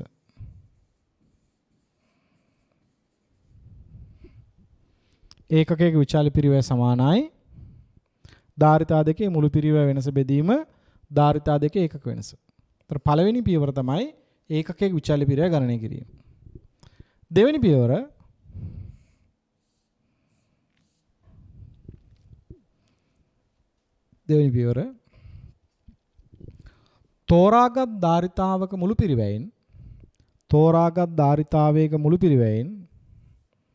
තෝරාගත් ධාරිතාවක මුළු පිරිවැයෙන්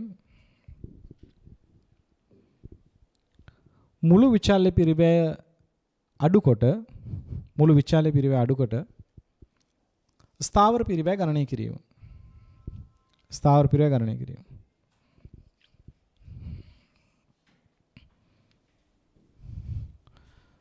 ඒක ලියන්න මෙහෙම මුළු පිරිවැය ඔන්න අපි ඒක දාගමු x ධාරිතාවේදී x ධාරිතාවේදී මුළු පිරිවැය x ධාරිතාවේදී මුළු පිරිවැය අඩු කරනවා x ධාරිතාවේදී මුළු විචල්්‍ය පිරිවැය. මුළු විචල්්‍ය පිරිවැය. යම් ධාරිතාවක මුළු පිරිවැයෙන් මුළු විචල්්‍ය පිරිවැය ටික අඩු කරොත් අපිට එනවා ස්ථාවර පිරිවැය. ස්ථාවර පිරිවැය. අන්න එනවා ස්ථාවර පිරිවැය.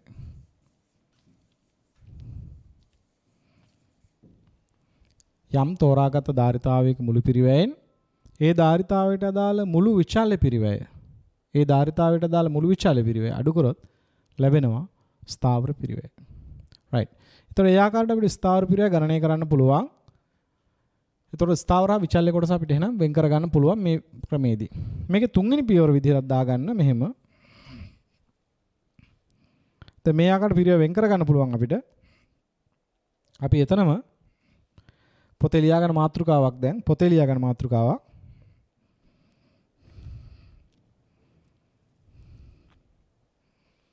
පොතේ ලියාගන්න මාතෘකාවක්. පිරිවැය ඇස්තමේන්තු කිරීම. පිරිවැය ඇස්තමේන්තු කිරීම. අපි මේ ගාන හදලා ඒ වැඩේ කරමු. පිරිවැය ඇස්තමේන්තු කිරීම. right.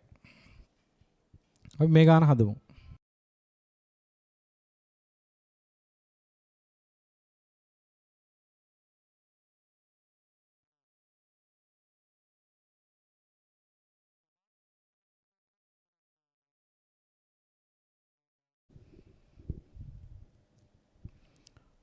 හරි. දැන් අපි බලමු මේ ගාන.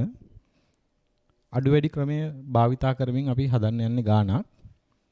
දැන් මේ ගානේ නිෂ්පාදන ධාරිතාවය සහ පිරිවැය පිළිබඳව දීලා තියෙනවා.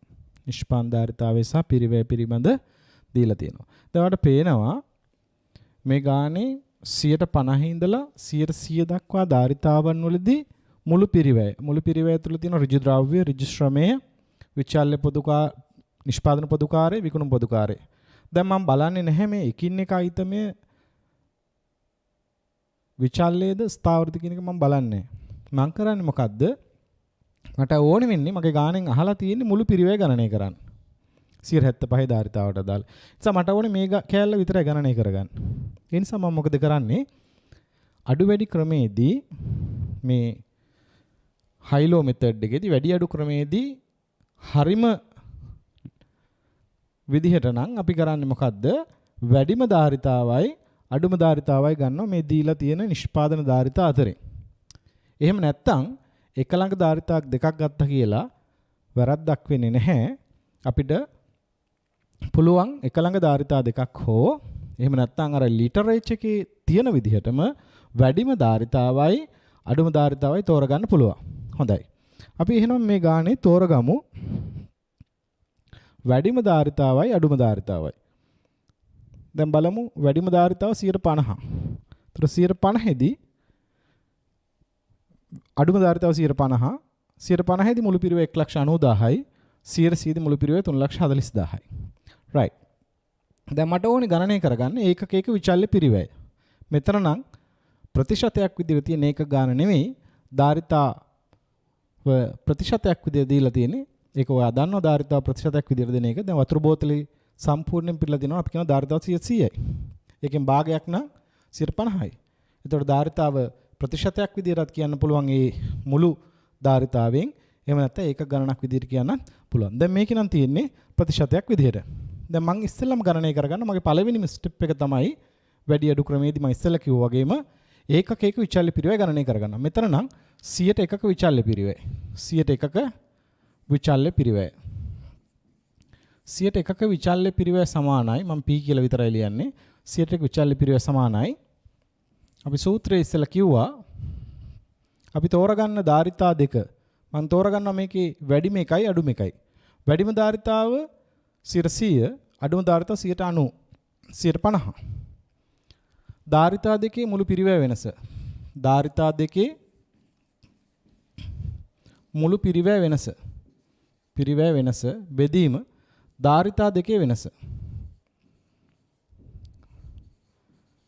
මොකද්ද මම ලිව්වේ? ධාරිතා දෙකේ මුළු පිරිවැය වෙනස බෙදනවා ධාරිතා දෙකේ වෙනස. දැන් ධාරිතා දෙකේ මුළු පිරිවැය වෙනස 3,40,000න් අඩු කරන්නේ 1,90,000. ඒ කියන්නේ 1,50,000යි. 1,50,000යි. ධාරිතා දෙකේ මුළු පිරිවැය වෙනස. මම තෝරගත්ත ධාරිතාව 50යි 100යි. එතකොට ඒ අතර වෙනස 1,50,000යි. ධාරිතා දෙකේ වෙනස ධාරිතාවෙන් බැලුවොත් 100 මෙතන 150 100න් 50ක් අඩු කරොත් 50යි. එහෙනම් එනවා 100ට එකක ධාරිතාවක විචල්්‍ය පිරිවැය රුපියල් 3,000ක් කියලා. 3,000ක් කියලා. 1,50,000 බෙදන්න 50න්. 1,50,000 බෙදනවා 50න් 3,000යි. 100ට එකක විචල්්‍ය පිරිවැය 3,000යි. ඔන්න පළවෙනිටම වහගත්තා. මෙතන අපි තෝරගත් ධාරිතාව තමයි 100% සහ 150. මේ ධාරිතා දෙක අතර මුළු පිරිවැය වෙනස බෙදුවා ධාරිතා වෙනසෙන්. එතකොට වෙනවා 100ට එකක විචල්්‍ය පිරිවැය. 100ට එකක ධාරිතාවයක විචල්්‍ය පිරිවැය එනවා 100ට එක ධාරිතා විචල්්‍ය පිරිවැය වෙනවා රුපියල් 3,000යි. හොඳයි. අපි එහෙනම් බලමු දෙවෙනි පියවර. මේක තමයි පළවෙනි පියවර. පළවෙනි පියවර උනේ මේක. පළවෙනි පියවර උනේ මේක. right.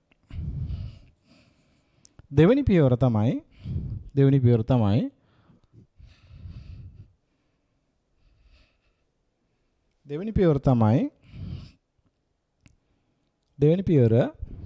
දෙවෙනි පියවර විදිහට මම දෙවෙනි පියවර විදිහට මම ගණනය කරනවා මේකේ මුළු ස්ථාවර පිරිවැය. ඒක කොහොමද හොයන්නේ? මම තෝරගන්න ධාරිතාවක්. මම මේකේ ධාරිතාව විදිහට තෝරගන්නවා 100ට දැන් ඔයාලට පේනවා මේකේ ධාරිතාව මම කැමති ධාරිතාවක් තෝරගන්නවා. මම තෝරගන්න 150. 150 කියන ධාරිතාව තෝරගත්තා කියමුකෝ 150 ද මුළු පිරිවැය කීයද 1,90,000යි. ටියුට් එකත් බලන්න පුළුවන් ඔයාලට. ටියුට් එක බලන්න 150 ධාරිතාවය මුළු පිරිවැය. right 150 ධාරිතාවය මුළු පිරිවැය. 150 ධාරිතාවයේදී මුළු පිරිවැය. ධාරිතාවයේදී මුළු පිරිවැය. 150 ධාරිතාවය මුළු පිරිවැය කීයද? 1,90,000යි. 1,90,000යි. මේකෙන් අඩු කරනවා අපි මේකෙන් අඩු කරනවා මුළු පිරිවැයෙන් අඩු කරනවා 150ක ධාරිතාවක 150ක ධාරිතාවක විචල්්‍ය පිරිවැය. 150ක ධාරිතාව විචල්්‍ය පිරිවැය. ඒක අපි කරන්නේ මෙහෙමයි පුතා. මෙහෙමයි ළමයි. අපි 100ට එකක හොයාගත්ත 3,000යි කියලා. දැන් අර ඉස්සෙල්ලා කලින් ගණනය කරගත්තේ 100ට එකක ධාරිතාවක විචල්්‍ය පිරිවැය කීයද? 3,000යි. එහෙනම් 150ක් කියන්නේ ඒ වගේ 50 ගුණයක්කදී විචල්්‍ය පිරිවැය කීයද? 1,50,000යි. 1,50,000යි. 1,50,000යි. 1,50,000යි. එතකොට 1,50,000 අඩු කරන්න. එතකොට ඒවට එනවා ස්ථාවර පිරිවැය. එම නිසා මුළු ස්ථාවර පිරිවැය මම කෙලින්ම TFC කියලා දාන්නම්. මුළු ස්ථාවර පිරිවැයට එනවා 40,000යි. හරි. දැන් ඕනනම් පිරිවැය ශ්‍රිතයක් විදිහට ගොඩනගන්න පුළුවන්. මුළු පිරිවැය y වලින් කිව්වොත් පුතා මෙහෙමත් කියත හැකියි. y සමානයි mx ධන c ආකෘතියට. නැත්තම් අපි කියනවා අපි ඉදිරියේදී කතා කරනවා ඊළඟ එක අඩුතම වර්ග ක්‍රමයෙන් පිරිවැස්සමේන්තු කිරීම a ධන bx කියලා ලියන්න පුළුවන් අපි. a ධන bx කියන ආකෘතියට ලිව්වොත් මුළු පිරිවැය y කියන්නේ මුළු පිරිවැය පුතා y සමානයි. ඒ කියන්නේ ස්ථාවර පිරිවැය 40,000යි. ඒ කියන්නේ ස්ථාවර පිරිවැය 40,000යි. දැන් මම මෙතනින් පොඩි දෙයක් තව ඉගෙනුවා. හොරෙන් ඉගෙනුවා දෙයක් මොකද්ද? මුළු පිරිවැය සමීකරණයකින් අපි පෙන්නනවා y සමානයි a ධන bx. මෙතන a කියන්නේ පුතා ස්ථාවර පිරිවැය. දැන් පොතේ ලියා ගන්න පැත්තකින්. a කියන්නේ ස්ථාවර පිරිවැය 42. b කියන්නේ පුතා ඒකකයක විචල්්‍ය පිරිවැය. මේක නම් 100ට එකක විචල්්‍ය පිරිවැය 3000යි. 3000යි. x x කියන්නේ පුතා ඒකක ගණන නැත්නම් ධාරිතාවයේ මේ ගානේ හැටියට. ඒතර ඔන්න මුළු පිරිවැය සූත්‍රයක් ගොඩ නැගුවා. මේකට මම කියන මුළු පිරිවැය ශ්‍රිතය කියලා. මුළු පිරිවැය ශ්‍රිතය. මුළු පිරිවැය ශ්‍රිතය. දැන් මම හොරෙන් ඉගෙනුවාට මොකද්ද? මුළු පිරිවැය ශ්‍රිතය ව්‍යුත්පන්න කරන ආකාරය මේ ගානේ. නේද? මම ඉගෙනුවා මුළු පිරිවැය ශ්‍රිතය ව්‍යුත්පන්න කරන ආකාරය. ඒතර මම මේ ගානේ මුළු පිරිවැය ශ්‍රිතය ව්‍යුත්පන්න කරන ආකාරය ඉගෙනුවා. y සමානයි a ධන bx. y සමානයි 40000 ධන 3000x. 40000 විස්තාර පිරිවැය. ඒ කියන්නේ a කියන්නේ ස්ථාවර පිරිවැය මේකේ. b කියන්නේ විචාල්‍ය පිරිවැය ඒකකයක නැත්නම් 100ට එකක මේ ගාන හැටියට 3000x. right. දැන් අපිට බැරිද මුළු පිරිවැය ඇස්සෙමෙන්තු කරන්න? පුළුවන්. මුළු පිරිවැය ඇස්සෙමෙන්තු කරන්න පුළුවන් දැන්. දැන් අපෙන් ඇහුවේ ගානේ 175ක ධාරිතාවක මුළු පිරිවැය. හරි ලේසි දැන්. 175ක ධාරිතාවක මුළු පිරිවැය. 175ක ධාරිතාවක 175ක ධාරිතාවේ මුළු පිරිවැය මම TC කියලා දානවා. 175 ධාරිතාවේ මුළු පිරිවැය. මුළු ස්ථාවර පිරිවැය. මුළු ස්ථාවර පිරිවැය 40000යි. මුළු ස්ථාවර පිරිවැය 40000යි. මුළු විචල්්‍ය පිරිවැය. මුළු විචල්්‍ය පිරිවැය VP කියලා මම දානවා. VP මුළු විචල්්‍ය පිරිවැය 75 නේ පුතා. එහෙනම් 100ට එකකට 3000යි. 75 නම් 75 වැඩි කරන්න. 225000යි. එනවා 265000යි කියලා. එහෙනම් මුළු පිරිවැය. මුළු පිරිවැය නැත්තම් TC කියලා මම ලියන්න. මුළු පිරිවැය සමානයි 265000යි. ඕකම ඕන සමීකරණනුත් ගණනය කරන්න දෙමු. ඒකත් පෙන්වන්නම් දැන් මේකේ. මොකද අපි දැන් සමීකරණයකුත් ගොඩ නැගුණා අපරාධිනයක නිකම්ම තියලා යන එක මේ ගානේ නේ. ඒකත් මෙතනින් උගන්වලා යන්නම් මම. y සමානයි a ධන bx කියන ආකෘතියට ගොඩනගපු මුළු පිරිවැය ශ්‍රිතය මම කිව්වා ඒක y සමානයි. ඒ කියන්නේ 40000 ධන 3000x 3000x. මේකේ y කියන්නේ පුතා මුළු පිරිවැය. එහෙනම් y සමානයි 175 දී නේද? 175 දී a ධන 3000 x කියන්නේ ධාරිතාව 75යි. 100ට එකකට තමයි තියෙන්නේ පුතා 3000. ඒ වගේ 75 ගුණයක්. ඒතකොට y සමානයි 40000 ධන 225000. 225000. එහෙනම් y සමානයි 265000යි.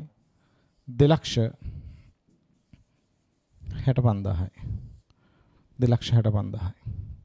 y සමාන 265000යි. හොඳයි. එහෙනම් අපි කතා කළේ පුතා කතා කළේ ළමයි වැඩි අඩු ක්‍රමේ නැත්නම් හයිලෝ මෙතඩ් එක භාවිතයෙන් කොහොමද පිරිවැය ඇස්සෙමින්තු කරන්න කියන එක. මොකද ඔයාගේ සිලබස් එකේ පැහැදිලිව දක්වලා තියෙනවා පිරිවැය ඇස්සෙමින්තු කිරීම කියන එක. ඒතකොට පිරිවැය ඇස්සෙමින්තු කිරීමේදී අපි යොදා ගන්න එක ක්‍රමයක් තමයි පුතා මේ වැඩි අඩු ක්‍රමේ හයිලෝ මෙතඩ් එක. ඒතකොට මෙතනදී අපි අත්‍තරම කළේ මෙන්න මේක පුතා. මුළු පිරිවැය මෙන්න මේ විදිහේ තියෙනවා නම් TC එක හැදිලා තියෙන මෙහෙම. ස්ථාවර කොටසකුත් තියෙනවා. විචල්්‍ය කොටසකුත් තියෙනවා. මෙන්න මේ වගේ පිරිවැය හැසිරීමකදී මුළු පිරිවැය ඇස්සෙමින්තු කිරීම තමයි අපි මේ ගානේදී සාකච්ඡා කළේ. හොඳයි. එහෙනම් අපි එතනදී මුළු පිරිවැය ගණනය කරන ආකාරය සාමාන්‍ය විදිහට සාකච්ඡා කළා. ඊට අමතරව ඒක ශ්‍රිතයක් ගොඩනගලා ගණනය කරන ආකාරයත් අපි සාකච්ඡා කළා. මම හිතනවා ඒක ඔබ සියලු දෙනාටම පැහැදිලියි කියලා. right. දැන් මේ දෙවෙනි ගාන මම කියනවා ඔයාලට gederin හදන්න කියලා. gederin හදන්න කියලා දෙවෙනි ගානයි තුන්වෙනි ගානයි gederin හදන්න කියනවා. කමන්නේ මම තුන්වෙනි ගාන දැන් හදන්න. තුන්වෙනි ගාන හදන්න. තුන්වෙනි ගාන හදන්න. right. තුන්වෙනි ගාන බලන්න. සමාගම් පොදුකාර්ය පිරිවෙය විස්තරය මෙසේය. ඒකක ධාරිතාව තියෙනවා. ඒකක වල ධාරිතාව තියෙනවා 8000 දී 66000යි 9569යි ওই විදිහට තියෙන ධාරිතාව. විවිධ ධාරිතා මට්ටම් සහ මුළු පිරිවෙය දීලා තියෙනවා. නේද? විවිධ ධාරිතා මට්ටම් වල මුළු පිරිවෙය දීලා තියෙනවා. අපෙන් අහන්නේ ඒකක 18000ක පොදුකාර්ය පිරිවෙය ගණනය කරන්න කියලා. right. එහෙනම් ඉස්සෙල්ලා වගේමයි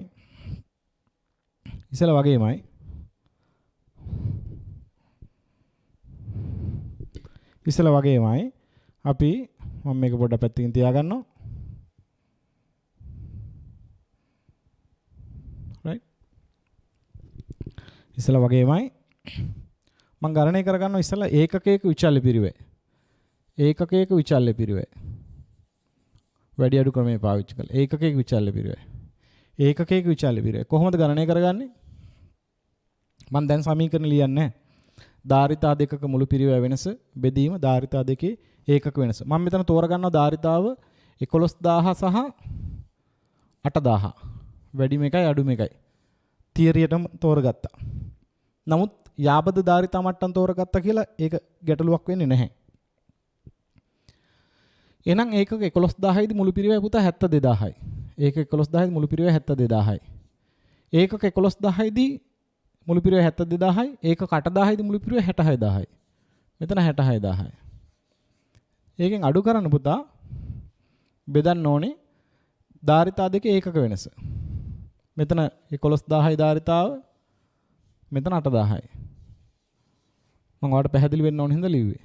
ඒතර ඔයාලට පේනවා ධාරිතා දෙකේ මුළු පිරිවෙය වෙනස 6000යි. ධාරිතා දෙකේ මුළු පිරිවෙය වෙනස 6000යි. ධාරිතා දෙකේ ඒකක වෙනස 3000යි. ඒතර 6000 3000න් බෙදුවහම රුපියල් 2ක් කියලා එනවා ඔයාලට උත්තරේ. ඒකකයේ විචල්්‍ය පිරිවෙය රුපියල් 2යි. ඒකේ විචල්්‍ය පිරිවෙය රුපියල් 2යි.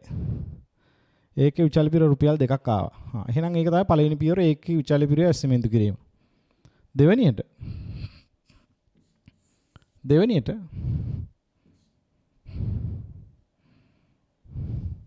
දෙවෙනියට මේකේ ස්ථාවර පිරිවෙය අපි ගණනය කරනවා. ස්ථාවර පිරිවෙය ගණනය කරනවා. ඒක කරන්නේ කොහොමද? තෝරගත් ධාරිතා මට්ටමක අපි මේකේ තෝරගමුකෝ 11000 දී 72000යි. තෝරාගත් ධාරිතාවක මුළු පිරිවෙය ගන්නවා. right. ඒකක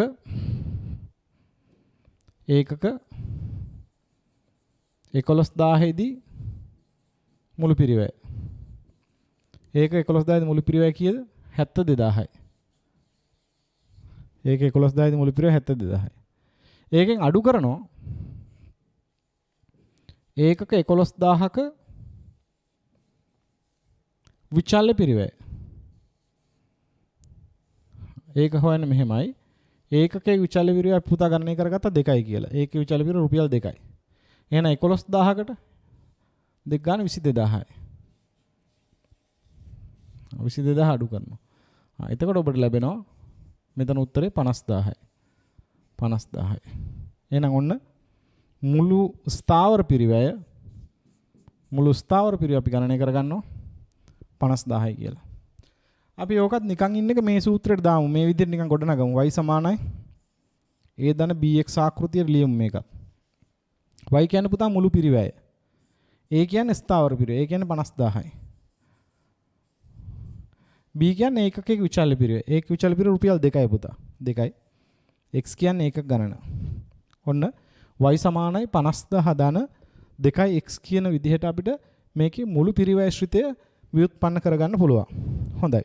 අපි ඒක පාවිච්චි කළා එහෙනම් දැන් ගණනය කරමු. දැන් අපෙන් ඇහුවේ මොකද්ද?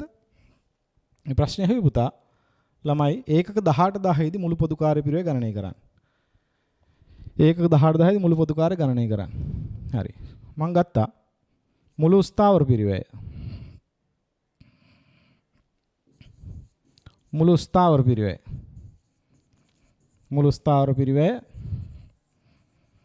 50000යි. මුළු ස්ථාවර පිරිවෙය 50000යි. ඊට පස්සේ මුළු විචල්්‍ය පිරිවෙය ඒකක 18000 දී 18,000 වැඩි කිරීම ඒකක කුචල පිරවුම රුපියල් 2යි. 36000යි. එතකොට ඔබට ලැබෙන පිළිතුර මුළු පිරිවැය කියලා ලැබෙන ඔබට කීයක්ද? 86000යි. මුළු පිරිවැය රුපියල් 86000යි. අපි ඕනනම් නිකන් ඉන්න එකේ අර සමීකරණයට දාදේශ කළ බලමු. මේදී y සමානයි 50000 ධන 2x. එහෙනම් y සමානයි 50000යි ධන 2යි. x කියන්නේ ඒකක 18000යි. 18000යි. ඒතර 18 + 2 36යි. y සමානයි 86000යි. මුළු පිරිවැය 86000යි. මේ එකම පිළිතුර ලැබුණානේ. right. එහෙනම් මම හිතනවා වැඩි අඩු ක්‍රමයේ පිළිබඳව ඔබට පැහැදිලි. දැන් එහෙනම් පිරිවැය ඇස්තිමේන්තු කිරීම අපි සාකච්ඡා කළේ වැඩි අඩු ක්‍රමයේ භාවිතා කළා. එහෙමනම් අපි ඊළඟ දවසේ ඊළඟ දේශනාව තුලින් මම බලාපොරොත්තු වෙනවා කතා කරන්න. අද බෝඩ් එකේ අපි ලියලා තියෙනවා ඒක මොකක්ද? මේ කිතාබ වැදගත් පිරිවැය ඇස්තිමේන්තු කිරීම අඩුතම වර්ග ක්‍රමය. least square method. අඩුතම වර්ග ක්‍රමය. අඩුතම වර්ග ක්‍රමයේ භාවිතයෙන් පිරිවැය ඇස්තිමේන්තු කිරීම තුලින් මම දෙවෙනි දේශනය ආරම්භ කරනවා. ඉතින් පළමු දේශනාවේදී අපි විශේෂයෙන්ම සාකච්ඡා කළේ මේ පිරිවැය ගිණුම් කරන විෂයේ සීමාව සහ රජයේ ගණකාධිකාරී විභාගයේ තුලදී අපි බලාපොරොත්තු වෙන්නේ මොනවද? ඒ වගේම විශේෂ දෙයක් කිව්වා ඔබට මේ විභාගයේ සඳහා තියෙන සුදුසුකම් පිළිබඳව 2021 අප්‍රේල් මාසයේ ඔබට ලැබිච්ච ගැසට් නිවේදනයේ බලන්න. හොඳට මතක තියාගන්න. අපි නැවතත් කියන්නේ මේ විභාගයට අදාළ දේශන අපි මාස 4ක් ඇතුළත අවසන් කළත් මේ විභාගයේ පවත්වන දිනය දක්වා ඔබට මේ සියලු දේශන ඕනෑම අවස්ථාවකදී ඕනෑම වාර ගණනක් තමන්ගේ ඩිවයිස් දෙකකින් නැරඹීමේ හැකියාව තියෙනවා. ඉතින් ඔබට ඔබේ ප්‍රශ්න යොමු කරන්නට පුළුවන්. වෙනත් මොනවා හරි තියෙන යෝජනාවන් යොමු කරන්න පුළුවන්. ඉතින් අපි එහෙනම් ඊළඟ දේශනාවේදී හමු වෙමු අඩුතම වර්ග ක්‍රමයේ භාවිතයෙන් කොහොමද පිරිවැය ඇස්තිමේන්තු කරන්න කියලා. එතෙක් ඔබ සියලු දෙනාටම ආයුබෝවන්.